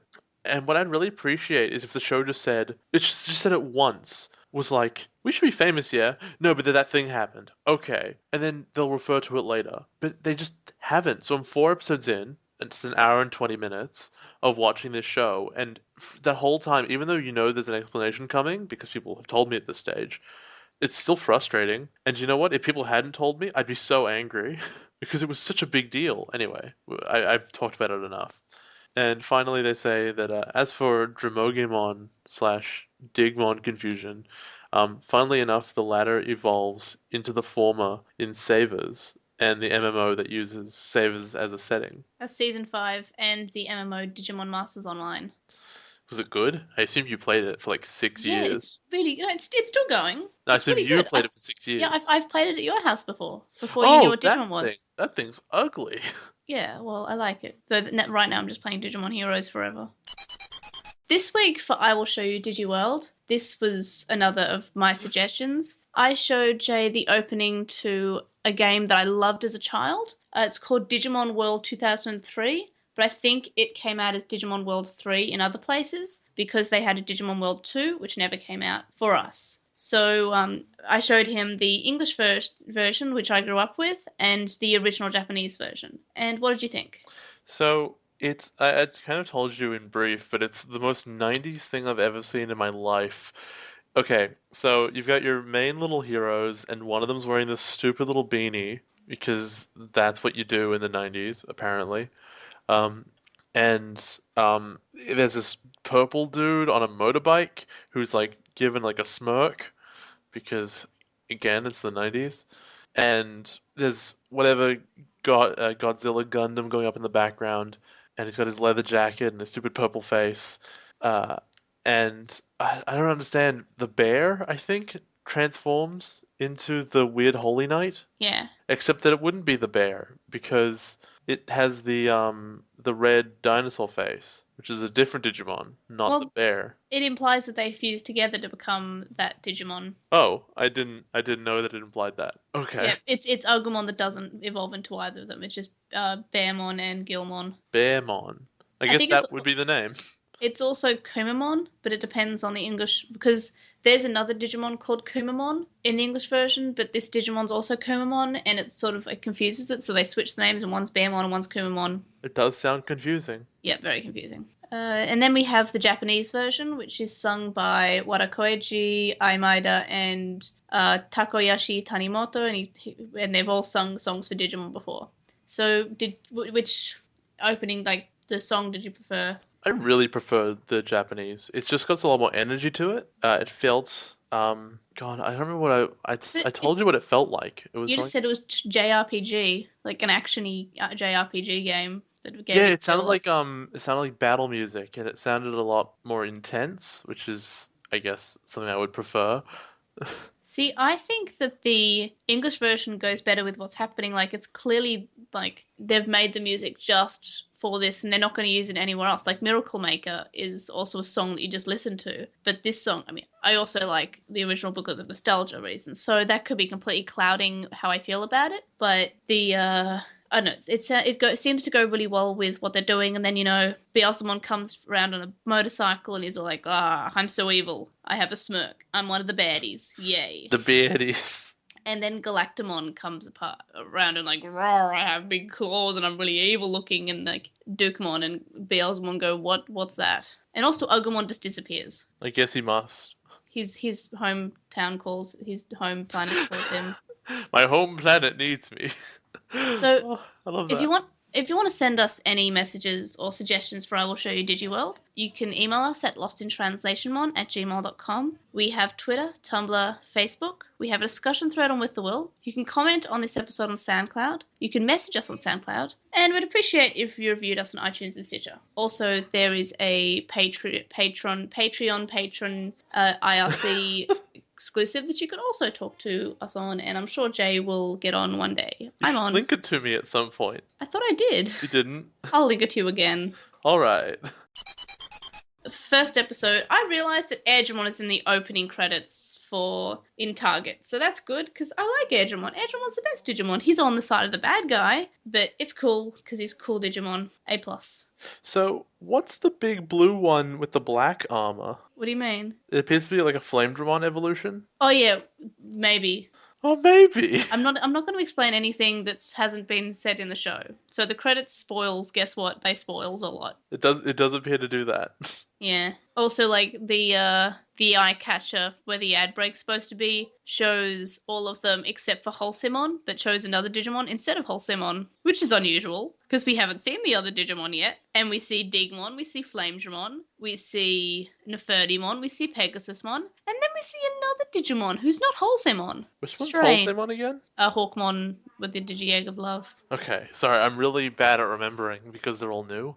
Yeah. Well, you'll learn. You know, it took me so long to remember who Gomon was. Oh, but Goemon's the best. He is the best, but I don't know. So then we see that a boy is looking at the Digimon Emperor's glasses on the internet. And it's not explained what he's doing. He's not talking. He's just going, I'm evil. Like he's laughing. Because it was such a mystery. In the dub, is like, yes, well, I'm just going to make a few modifications. That'll do nicely. To do what? That's never mentioned. That's not mentioned at all. What are you doing, Fuyuhiko? I'm just going to call him Fuyuhiko, I'm sorry. What does that mean? From Danganronpa, the gangster kid. We went through this last episode. Right, because, yeah, okay. It's got a good voice actor, though. You can barely tell. Like, that it's the same voice actor, I mean. And then we see the Digimon are hiding in the computer room, and it's quite silent because they're hiding. But they're talking and giggling in the dub. And then Miyako's family runs a convenience store, so she brings a lot of snacks. Takeru remembers this and he says, oh yeah, that's right, your parents own a convenience store. And then this is just TK commenting about how much a baby Digimon can eat. Also, it wasn't just a Digimon, it was, Daisuke was like, if my parents owned a convenience store, I would eat until I was sick every day. Yep. What a hero. Yeah, there's a lot of strange lines that are put in. Then Tailmon just seems completely fed up with the new Digimon. She seems so upset. Upamon is adorable because he's going, Umiya, Umiya, Umiya, which, as I think I mentioned last episode, this is in the Nagoya Ben, and instead of Umaya, he's saying Umiya because that's how they talk apparently in Nagoya. They add ya instead of other, like, syllables. So just saying, this is yummy, this is yummy, this is yummy, this is yummy. And then Poramon goes nuts because he thinks what he's eating is very yummy. And I think we mentioned this earlier, that this is just him, instead of being hyperactive, they've made him drink something that's like, must be like Tabasco sauce or something because he thinks he's under attack. He's like, oh, I'm under attack, it's really hot, it's really hot, it's really hot. Why would she have brought something spicy for them? Yeah, well, she hasn't. Spoilers. Yeah, I know, but why would the show imply that she would go all the way to pick something up, bring it back, and she's like got 5-alarm death sauce for the Digimon? Then Tailmon has completely understandable, like, worries. She says, what's going to happen with the fate of the world? These are just babies. What are we going to do? How do we, like, how what's the future of both our worlds? And then in the dub, this is her just saying, oh, I hope my first litter don't act like this. So that's, it's a cat reference. Did you know that she's a cat? Although it is really weird that she's hanging out with these Digimon that are babies. She's 2 levels higher than them. Yeah. That would be really weird. Also, I think emotionally she's much older as well. Like, they've basically just been born. She's been a Tailmon for years and years and years and years. Also, she's kind of like a war veteran. Yeah, like been through several wars. She was like the Dark Masters War, and then like before that she worked for Vamdemon, and she was abused, and that was probably like several years before she met Kari as well, because the digital world at that point had different time. So then they say, oh, where's Cody?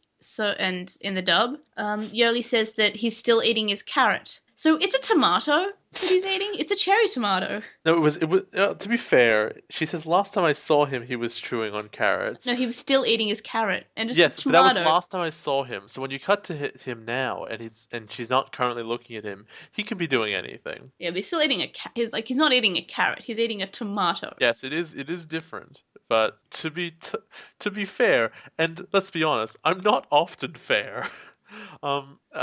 It can be interpreted that Yoli's what dumb. she's talking about She doesn't is know what not the vegetables same are. as no. Also, that's not a vegetable; it's a fruit. No, she thinks it's a carrot. I was gonna make a joke that that's a fruit, but every time I've made jokes similar to that, everyone thinks I'm being serious. Maybe because you're just not funny. Oh, Ice cold. you got me. I got you, buddy. And then Yori says that he won't go until he finishes lunch because his father is dead and he always told him to finish his food. And that's the same in both versions. I just like the way you framed that. He must finish his lunch because his father is dead. And then they decide to watch the TV while they wait. So they meet a winner of a programming contest, and this is a boy named Ken. He even played chess against 20 adults. And can we talk about the dub for like a second, please? He has the powers to play a game of chess while 20 people watch. Yeah, he plays one game of chess while everyone else watches. Is this even real? Like, is the dub real at all? So strong. And then instead of like solving an incredibly hard like math equation, he's just saying Balance the checkbook of the nation. yeah, which is like on a whiteboard for some reason. That's not where checkbooks are. And then he's good with sports and schoolwork, and his parents are proud. And ladies, he's single. Thanks, dub. So I don't think they did in English, but in Japanese, Wormmon totally calls him Ken. Yeah, we spoke about that in the in Postmon Pat. So what I mean is But that Ken's not in this scene. they call him Ken is his surname. Yeah, so we know that the kid that Wormmon is calling Ken is the Digimon Emperor, and this is the Digimon Emperor. So, but what I'm saying is that the main characters of the show are kind of stupid and don't even think to maybe put it together. Wormmon hasn't called Ken in front of the Digidestin though. Didn't he? I thought he did No. when he was getting punched by Gatomon. No, don't think so. Oh, okay, I was totally misremembering it, but then I don't that's think a theme. So then Miyako turns off the TV and she says, I can totally write programs too. So cute. And then, but this is in the English version, is TK says, maybe Ken can help us with the Digimon Emperor because he's so smart. And Yoli says, I know more about the digital world than this stupid kid. So again, like, they're not like putting her in the way that she is smart. She's saying that she can write programs too. Maybe she also entered this contest because she's smart. Like, before we saw a Sphinx computer. I don't know why they had to change this from her. Like, it's quite fine for her to be the jealous, like, I can write programs too, you know. Like, that. But what's wrong with that? Why'd they have to just make her say she knows more about the digital world than this kid? What does that have to do with her intelligence? Because she likes winning, and she's really competitive, and now I totally see why you identify with her. Oh, go away. And then... next scene, we see Ken walking home, and there's a dog that's just sniffing his foot, and he just kicks the dog into the air. Like, unforgivable. But this is obviously cut in the English version, and it's just Ken saying, "Beat you mangy mutt, or I'll call the pound." And then the dog just yelps and runs off instead of is kicked into the air. Like, it's so awful. It makes the noise. The noise. Yeah, and then he goes home, and his mum, for some reason, says in the English version, "Oh, I bought a new label maker today. I just can't stop playing with it. I even labeled the toilet." It was really important that she got that across. I can't tell you why it was important, but it definitely but it was was really important for the characterization of everyone in that scene. So then we see the Kaiser is in the digital world, and he's attacking a Lekmon, and the whipping is cut, obviously, in the English version. And then he brings out a Tuskmon to give him a ride. And in the dub, Ken just makes these stupid, pathetic, sniggering noises as the Lekmon makes stupid panting noises. Like Ken's like, yeah, yeah, yeah. And Lekmon's... We just make these stupid sniggering noises instead of just, him smirking and being silent, which is much scarier. What a great villain. And then he kicks a Lekmon down a hole. So the Gotsumon are watching, and for memory, in the Japanese version, they don't say anything. But in the English version, and this is a really important line right here. If he thinks he's gonna catch us, he's got rocks in his head. Then again, so do we. That was important. This is really important. I'm really glad they went out of their way to put that into the script.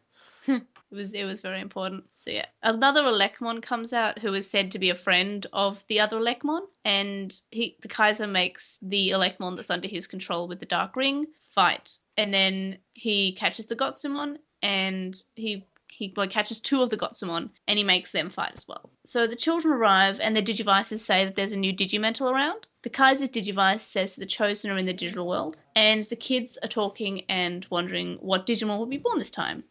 But in the English version, and I think we briefly touched on this during Postmon Pat. Hey, it's getting pretty dark in these woods. Here, Kari, I'll hold your hand so you don't get scared. I'm not scared. And it's not her hand, it's mine. Oh, sorry, TJ. And that's not his name. It's TK. Whatever. And then a Kaiser hologram shows up and scares them. It's just awkward every time. I don't remember that line in the forest actually, but I think it's the best line. Yeah, most of my notes here are like the Digimon Kaiser is not redeemable. I mean, I get it's a seed, obviously, but it's really difficult to look back and be like, yeah, we're gonna be friends with that dude who kicked the dog. Well, they didn't see him kick the dog. No one saw him kick the dog except for the dog. Yeah. So you've got I forgot the notes about the forest. I don't have notes about the forest. When are they fighting the Tyrannomon? Well, the Tyrannomon shows up with the real Kaiser after they start trying to beat up the hologram. And then the Kaiser says, smart. a chosen child should be perfect, like me. And then I saw this really cute part that that's sort of like in the background as we see the kids. But TK has like his arm in front of Hikari protecting her. And It's cute. It's so cute. So they begin fighting everything, and you start wondering, like, why... okay, I think it's pretty much established that Flamedawn's really fast, right? Yep. So he's like not he's not the fastest Digimon. He could probably outrun a Tyrannomon though, because they're huge. he's more agile than a Tyrannomon, right? Oh, definitely, yeah. So he could probably dodge, weave, and then punch the Digimon Kaiser's face off. Yeah, but that's not in the script. No, but it would win. Like Also, I think that would kill him, and I think they still have that sort of like they don't want to kill a human. Or they could, crash tackle him off the thing's shoulders and then, knock him out with a blow to the head. This is another thing. You know what? The idea of an enemy chosen child is really interesting. Yeah. And he's got overwhelming advantages, obviously. But it doesn't make any sense for him to be out in the open because that's a distinct weakness and disadvantage. Where you just go, most of the Digimon have ranged attacks. He's dead. Why is he so confident that he's not going to take a missile to the chest like that ghost did once? If he's this evil, and that would instantly solve all the problems, what if Kari was just a huge baller and just murdered him? Well, that's not in the script. Or, just he randomly gets knocked out because, of a catfish missile from the nipples. Well, we don't have any catfish nipples on the team right now. No, you don't. But, like, you could have, I don't know, who's the biggest one? No, what's it called? Digimon shoots drills, doesn't he? Yeah. He just, a drill glances him in the side of the head and he gets knocked out. He's done. Pick him up off the ground, dig away, and you've solved all the problems. And I don't think the kids have even addressed it. The kids are just kind of fighting the Digimon and knocking the rings off, and then that's the end of the fight. They've never been like, grab him. The only person who ever even tried that was Gatomon, and it was pretty lame because she's so... Got hit by a whip? She's so disgustingly underpowered now that even though she was an adult-level Digimon who could fight Greymon by herself, a kid with no special powers beat her. Yeah, well, that to show how weak she is now and why she can't just, fight things on her own. Can she get another one? Or is she dead forever? Like Maybe wait and see. So, to bring back to the point about Tailmon being useless, Patamon and Tailmon both feel like burdens, and they both say this. But then the English dub completely removes the part that they're worried that they're burdens now by Patamon making a joke. I thought the cats are all supposed to land on their feet. Oh, shut up. She's like, stop it or I'll punch you in the face. Yeah, she's like, oh, no, she's like, oh, shut up. Instead of, Right. Patamon saying, oh, I feel like a burden, and Tailmon saying, yeah. Like, they're feeling hopeless. They can't do anything. Like, Tailmon just will punch them, and Patamon, like, explodes air at them, but that's, like, they can, but the Tyrannomon are just shaking it off and just pushing them aside. So they feel like burdens. They're not helping. They're actually, like, hindering the situation. I feel like So you could really characterize the cat like really well here because she's used to being strong and now she's not used to being whatever. yeah. Petamon's always been a jelly bean. Like he's Yeah. nothing. He never was anything. So it's not a big step down for him. I know, It's but for her, but he's used to being able to evolve into this angel who can just basically beat perfect level Digimon just by himself.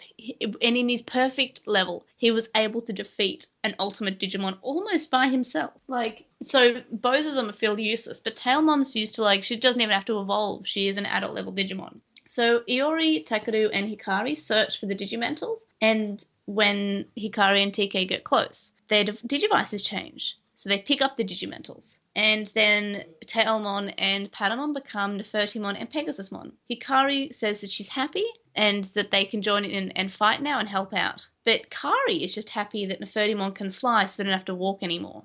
I'm sorry, can we call them by their proper names? I believe Nefertimon's actually the Light of Smiles. Yeah.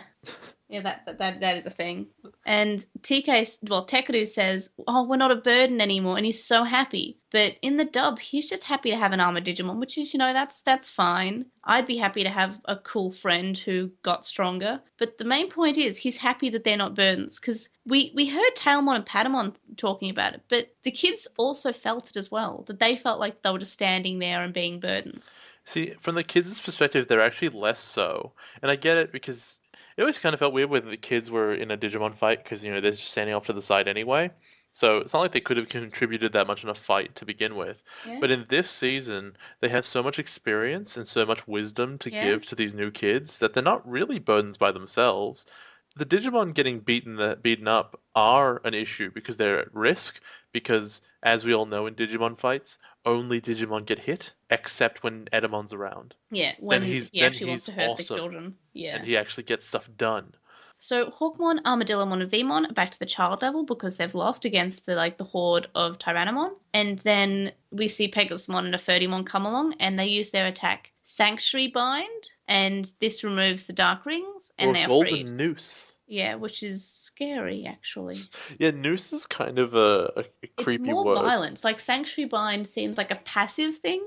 Golden Noose sounds like you're gonna attack it instead of, bind them with this golden thing. You mean Swords of Revealing Light? So They can't Hikari attack takes for 3 turns. Hikari takes a photo of the sunset, and in Ink's version, she says that they have red eyes in the photo. Oh, they always have red eyes. Only they don't actually. They only have the red eyes when under the control of the Dark Ring, and I think their eyes are normally blue or green or something. So Iori is, they're talking about how, they should beat up the Kaiser, and Iori says that he just can't stand to hurt other people. But in the dub, Cody is worried that they can't win, and nobody actually listens to Cody and disregards what he says. Yoli says, you're too young to be worrying about this kind of thing, and Davis says, yeah, let the older kids work it out. So I think that's really mean, well, to be fair, there's only a 2-year difference, so he's not that much younger. He's 9 and they're 11, and I think Yoli's 12. And then everyone turned to punch Davis, like I want to. Yeah.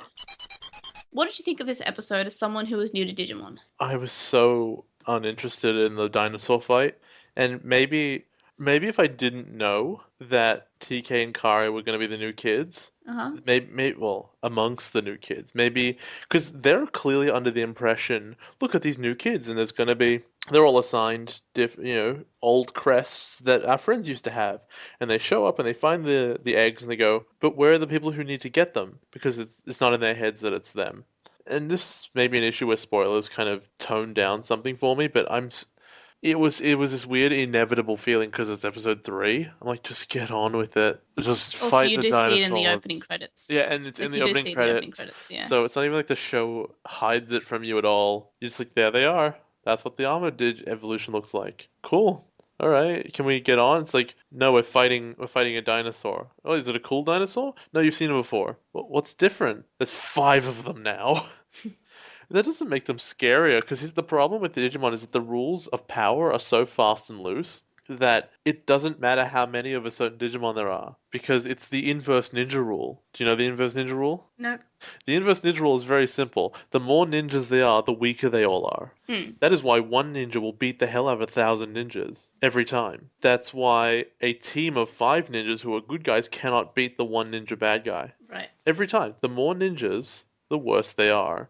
And it's the same with this. Keep in mind, I guess the best example of this is, and I know it's different because evolutions took place, but it's in the way that the fights went. In our war game, they're fighting the bad guy one on two, and they can't beat it because there's more of them than there are of it. And then they only beat it at the end when it multiplies into billions, and now it's weak nothing, and it just blows up, and it's never a threat. The threat wasn't the Digimon, the threat was the nuclear missile, Right. of which there was only one. What about how you thought about this episode compared to what you thought about it in Obnoxious Synopsis? Well, first of all, they are still the worst names ever. With the episode about Kari and TK, that was correct. They find the eggs and the Digivices upgrade, that's correct. I would say that probably the new evolutions would be terribly designed. And you know what, the Sphinx thing's interesting. Honestly, I think that's a way to take the cat and evolve it that makes sense. Yeah. Not dog to cat to giant woman. Yeah, I do like Nefertimon's design as an evolution to Tailmon being still a cat sort of thing. Yeah, and so it develops in a way that makes sense. Patamon turning into a horse is really weird. I don't like that. It feels like they said that these two need to be related very directly, so Yep. we're going to make them the same shape. And so they made a Sphinx, and like, yeah, they looked at Patamon, and it's like, okay, what now? Stretch him, I don't care. So they just stretched him out and put armor on him. Well, that's what you thought would happen, so yeah, I guess you're kind of right. Patamon's armor form expanded Patamon with a battle suit. That's exactly right. I don't know why I didn't think of Sphinx. Like, the Sphinx is such a nice connection between angel and cat. Yeah. It's what's the word I'm looking for? It's elegant. It's also good in between, I think. Like, That's what I mean, yeah. yeah. And that was really well done. And of course they have the same crests. And as for the rest of the story, they went into the digital world and fought some dinosaurs. That was Isn't that the what story. happens in every episode? They go into the digital world and fight some dinosaurs. Well, sometimes there are bugs, and sometimes there are giant teddy bears. Like, to give an example of the differences in the way they introduce characters, who was Vegemon's first fight? Vegiemon first fights Monochromon, Okay, a dinosaur. So he first fights a dinosaur.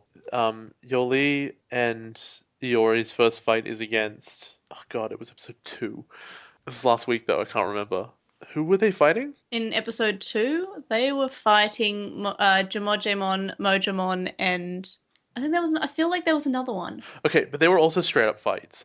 All 3 of them have been straight up fights. Just you go in, take them on, and then if you win because you had more power. Whereas let's take a look at one of the character how they would show your characters and stuff before. Because I just remembered it in the Toy Town with Mimi. Yeah.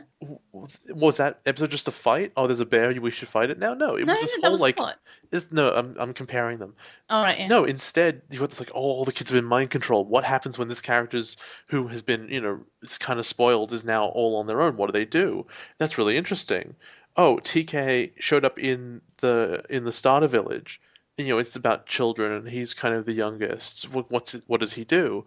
And I think this really felt more often than not, they felt custom made to show you that character well. Yeah, Mimi's crest on the ship wasn't very much, but Izzy in space, while not a great episode, did do a lot to tell you what was good about this character. These 3 new characters have nothing special about them. They just fought some dudes. Do you know who else fought dudes? The old characters, who were really interesting. Yeah. I like them. They're my babies. The show thus far, and maybe it'll get there eventually. The only personality trait we know is that Davis is stupid and jealous. And boy, is that endearing.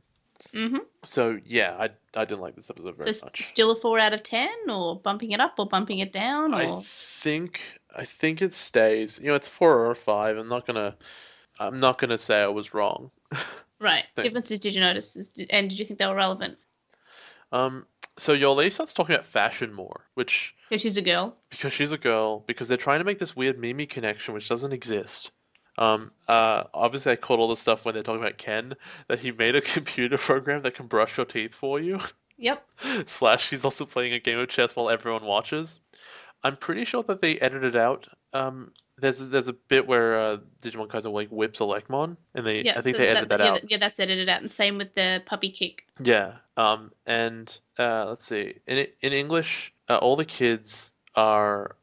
Yeah, they're all huge assholes about being older than Iori, and he Yeah. has like no self-confidence at all. It's this weird like just undermine. They're digging character out of him as time goes on. Episode 4 starts with Agumon and the other child Digimon freeing the Digimon from the Colosseum, and Hikari agrees with Takeru, and Daisuke is sad. Gabumon and some Gazimon have been captured, and the Gotsumon that they rescued from the Colosseum are going to pose like statues, and it's very cute. Koshiro wants to investigate Yoli's D3, so we can assume that she's basically out for this episode because her D3 is with Izzy. Then we see a red Vegiemon is hitting Gabumon for trying to escape along with the Gazimon, and he falls into a rough current, and I think it's just him like going, ah, in the Japanese version, but in the dub, he says, My fur is dry clean only. Red Vegiemon in English here. Pretty sure it's Jack this Nicholson. is. Okay, no, well, first of all, I was going to say It's meant to be. It's not Metal actually, Seedramon's voice. yeah, but more Jack Nicholson. Yeah, so Jack, this is what I went with, and when I wrote my notes, and I'll address it now. He's constantly in English making cooking references, Yep. and I wondered why they changed his name to Iron Vegiemon.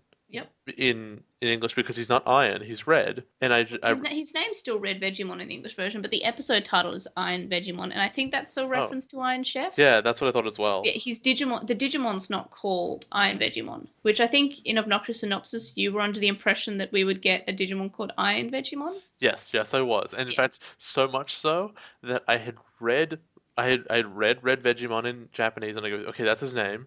And then in English, it would skip, and I would hear Vegiemon. I'm like, Iron Vegiemon. No, his name's still Red Vegiemon. Oh, it's awful. It's like, oh, look, we're naming our whole show after this vegetable that likes to cook. It's irony, you know. This cow really likes beef. It's Iron the Vegiemon. So yeah, I guess the title is a joke about the Iron Chef. Yep, and that's why it talks about cooking a lot. And that's why I was like, how could I possibly have known? How could I possibly have guessed this for the synopsis at all? I guess you'd say Vegiemon and cooking since we last saw a Vegiemon cooking, I think. Why would I make an Iron Chef reference? I don't know.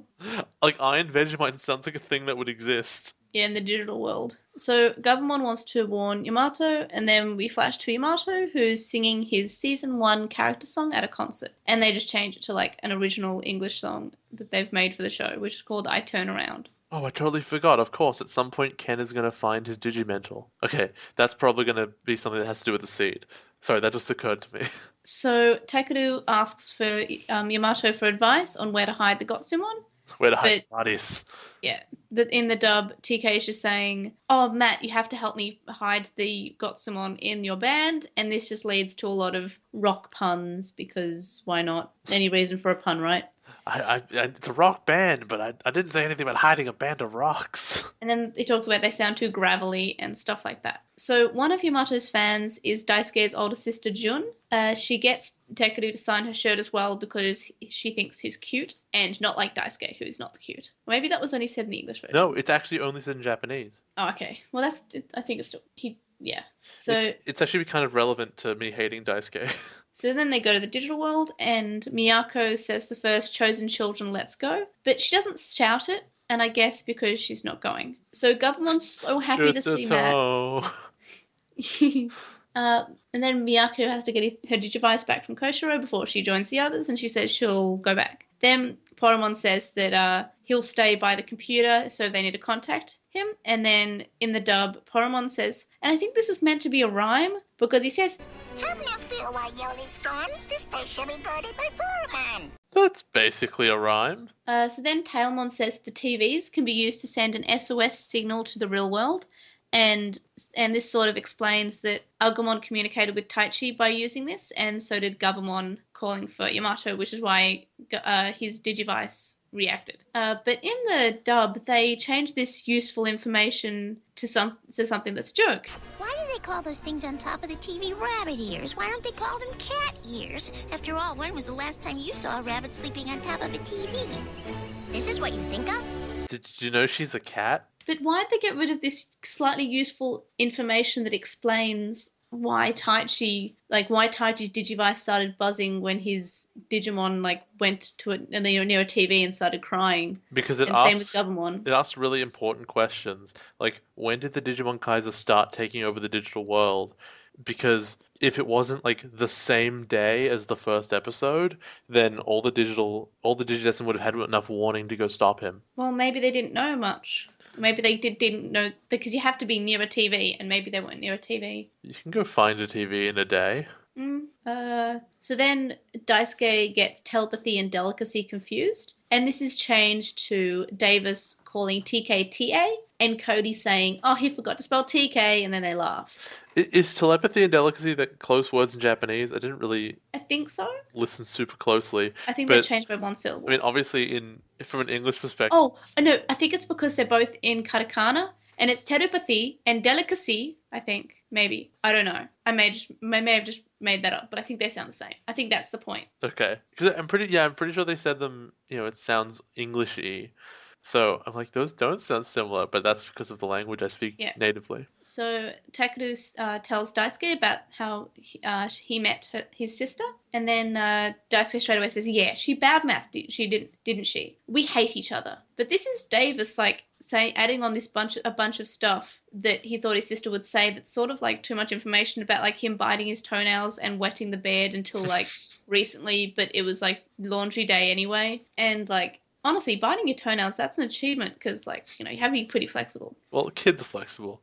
But the thing is that in English, you go, in Japanese, he's like, "This is something bad about me," and, she said that he's not cute. So it's okay, I get it. So he kind of gets her and kind of understands what's going on. Yeah. In English, she didn't say anything about him. In fact, the characters say, "She didn't say anything about you." Yeah. And so not only is he going further with it, but he's totally inventing all of this. Yeah. Which doesn't show that he knows his sister and is just overestimating it.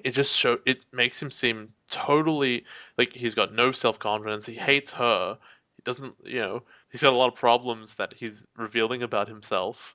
It makes him seem like an awful person. Yeah. Really, the protagonist of the show. This is the scene. Well, Tai was a bit the same. But I mean, he's worse. He's an exaggerated bad Tai. Yeah, and you know what? Tai went through an identity crisis and fixed everything.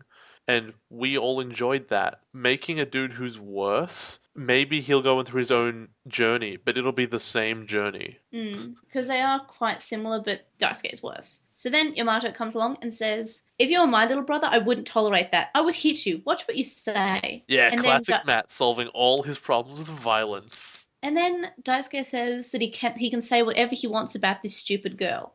And then Hikari comes along and says, "Wait, you stop. I hate people who badmouth their siblings."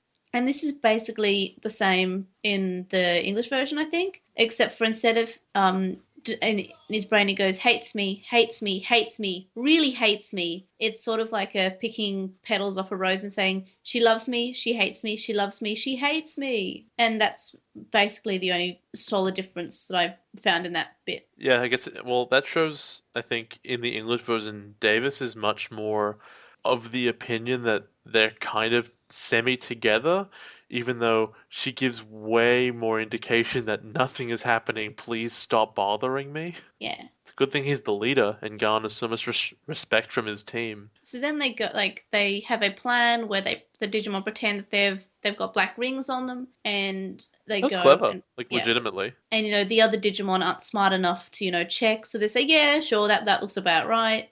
And they go up these stairs, and they go to the jail, and they rescue the Digimon, and then the red Vegiemon captures Vmon.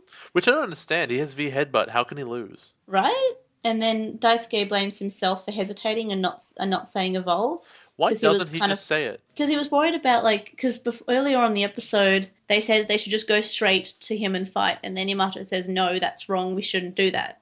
But then he's captured, and I think it's kind of implying that they're holding his hands, so they can't help evolve. But He doesn't need his hands. It's just a phrase, right? Yeah, but I think he may also need to get his D-terminal out, which is the little PDA thing. Like the kids never needed that. They could just have the adventure kids could have just had their Digivices strapped to their bags and stuff. Yeah, but it's different evolution now. Because you need to say Digimental up. And also, I think, like, Vegemon's pretty tied down. So, Red Vegiemon keeps cracking the Dark Tower, which is behind them, and it cracks enough that Gabumon is able to evolve to Garurumon. And then all the Vegiemon let go of the children, and they fight. Vemon armor evolves. Miyako arrives and notices that they should just break the Dark Tower, so Digimon does it, which means, like, he's important. Yay, because Iori and Armadillomon were just kind of sitting in the background. Well, because as discussed, if, the adventure kids get to evolve their Digimon, the new kids are pointless. Yeah. And that's pretty much exactly what happened. Then the children decide that it's a good idea to destroy the towers, and the episode ends with the Kaiser just laughing because he's evil or something. Well, it shows that they have a map of where all the towers are. Yeah, and that's what Izzy found on Yolei's D3. So they have it, like the map appears to have 22 black dots on it. Uh-huh. And so there are like 22 towers, and then they kind of go and destroy one like pretty quickly immediately after that. I think it implies that, unless Greymon just evolves next to the one they already broke, but it falls down again. So I think it's a different one. And then it cuts to the Kaiser, and he's got this much bigger map with like hundreds of them. Yeah, because he's got like the entire map, and I'm presumably the D3 map is only what they've seen of the digital world, maybe? It's just File Island. So what did you think of this episode as someone who was new to Digimon? I guess it asks a lot of questions about like what these towers do. They somehow both suppress evolution and also control the evil rings. Hold on, what was this?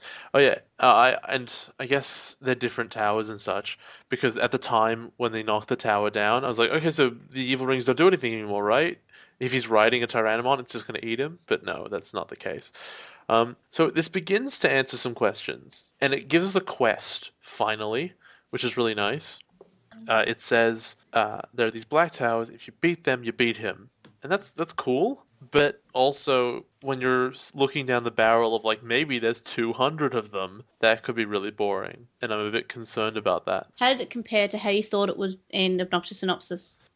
So, it's a Daisuke Focus episode. That's technically, it's not super accurate, but he was the primary focus, if only because he's the protagonist, quote-unquote, in the same way that Tai was. Surrounded by a lot less interesting personalities, and interesting personalities in the old kids who don't have as much to do. And the Kaiser will instantly win battle because it's unfair. No, actually, I was wrong about that. And yeah, he wasn't really in this episode, was he? No, he wasn't. It was much more about this Red Vegiemon who was really cruel and did like the 100 lashes punishment, and that was kind of his thing. Like, this is what I'm talking about, that the bad guy's really like unforgivable. He's like, I guess the only way he's forgivable is that it was all brainwashing the whole time. And now that I know that, I go, okay, sure, that's his motivation. It wasn't his fault at all. He kicked a puppy. Yeah. Dude, he kicked a puppy. That's unforgivable. What differences did you notice, and were they justified? The Jack Nicholson voice was great. I mean, it wasn't justified necessarily, but it was great. Matt's band, I mean, obviously it's playing music that I can understand. Is that original music or licensed? Do you know? Did they get a band to write a song and be like, that's Matt's band? Or are they doing a cover? I think it may be his voice actor talking, like singing the song, or maybe it's just a singer that they gave to him, but yeah, it's original music to the show. That's really cool. I like that. I respect that because it shows effort, which I don't think the English often puts in. They named their episode title was a reference to Iron Chef because their dude makes food jokes for no reason. He never cooks once. The only cooking connection is from like episode 12 of the first series, where a different Vegiemon is cooking. And you said it was a 5 out of 10 in Obnoxious Synopsis. Do you think it's still a 5 out of 10? I think hindsight is making it slightly more positive because stuff really went on, but God, I hate Davis so much. You know what, I never liked Matt because I found him boring and he was next to all these people who were interesting and I liked more. But I didn't realize hate was such a strong word. I found Matt uninteresting. I really hate Davis. Like, if something tragic happened to him and Yoli became the main character, I would be really happy. Me too. Like honestly, I never really liked Davis. I liked Veemon. I like Veemon. I like Veemon's evolutions, but I don't like Davis. And I do agree. TK or Kari should be the main character of this. Or Yoli, or Yeah, but like from a story arc perspective, it makes a lot of sense. They both had issues of responsibility when they were younger, and because they were the youngest and they had all this stuff going on. They have the most experience, and I guess it would be difficult because you have to have your fish out of water, right? You need your primary lens for the audience to be someone who doesn't know much, and they know too much. In fact, they know all the stuff from the CD dramas that we don't, so no one would have to explain it to them. But at the same time, Davis is just a terrible character. He's not the worst in Japanese, but he is the worst in English. Would you prefer it if Ty was still the main character? Like if he just stayed the same and everyone else went? You know what I would really like? I would have liked if this began with just all the kids from season 1. Just began with all of them, and something's going on in the digital world, and they can't figure it out. And they go for like 10 episodes, and they have a big freak out because there's a new chosen child. Oh my god, it's this whole thing. And that problem isn't instantly solved by there being new chosen children. They kind of have to deal with it themselves, and then the new chosen children show up, and then you could explain a reason through this quest, like all their old Digivices are deactivated in some way. Not magic, they gave up their crests, and or their also Digivice, maybe their Digivice broke for some reason or was destroyed by the Kaiser. Or, like I thought had happened, they needed to sacrifice them to do something important. Because at the end of Series 1, I thought they lost their Digivices when it cubed the bad guy. Yeah. Then it cuts back and they just have them. Yeah, because they still have them. They weren't destroyed. So I feel like it would be a whole thing. They sacrifice the Digivices, and so when new ones show up, it doesn't feel quite so weird. It's nonsensical that TK and Kari look at their Digivices and the plastic, it's an object, morphs in their hand to just be a different thing. Well, it's a digital object. Well, why wouldn't they just get another one? Don't want to break something? I don't know. Like, if this thing is a copy of a corrupted, artifact, why is it altering their holy artifacts that have religions based around them? So you thought the second episode was better? Yes, I did, marginally. Davis ruins a lot of stuff, let's be honest. Yeah, and I think we've sort of touched on the Digimon designs that were introduced, but do you have any more comments on either Nefertimon or Pegasusmon? I think Pegasusmon looks really dumb. I guess he's a Pegasus, is a horse with wings. And Nefertimon's great. Yeah. Alright everybody, join us for the next episode of Mobile Suit Gundam Iron-Blooded Orphans, Old Reliable. Or Destroy the Dark Tower. And Family Picnic. Or A Dangerous Picnic. Ooh. So the show notes will be linked in the description. And thanks to Stephen Patamon, who you can follow on Twitter at Stephen Patamon, Wuchinglong, who has a Twitch channel, which is twitch.tv/WUQINGLONG. And thanks to MetalMamemon, Joe, and Thunder. You can become a Patreon for as little as $1 a month, and we'll love you forever. Or you can pledge a bit more, and you can get stuff ranging from fanfics written by Jay about Digimon. We can do scenes from your favorite bits of Digimon, either just voice or by video with me in cosplay, Jay in a Totoro onesie. Or you can just, get our unedited Raw episodes as soon as we record them. Or you can just get our episode notes, But we'd appreciate it no matter how much you pledge, and we'll love you forever. I will appreciate you very much. See you guys next week. Bye-bye. Bye.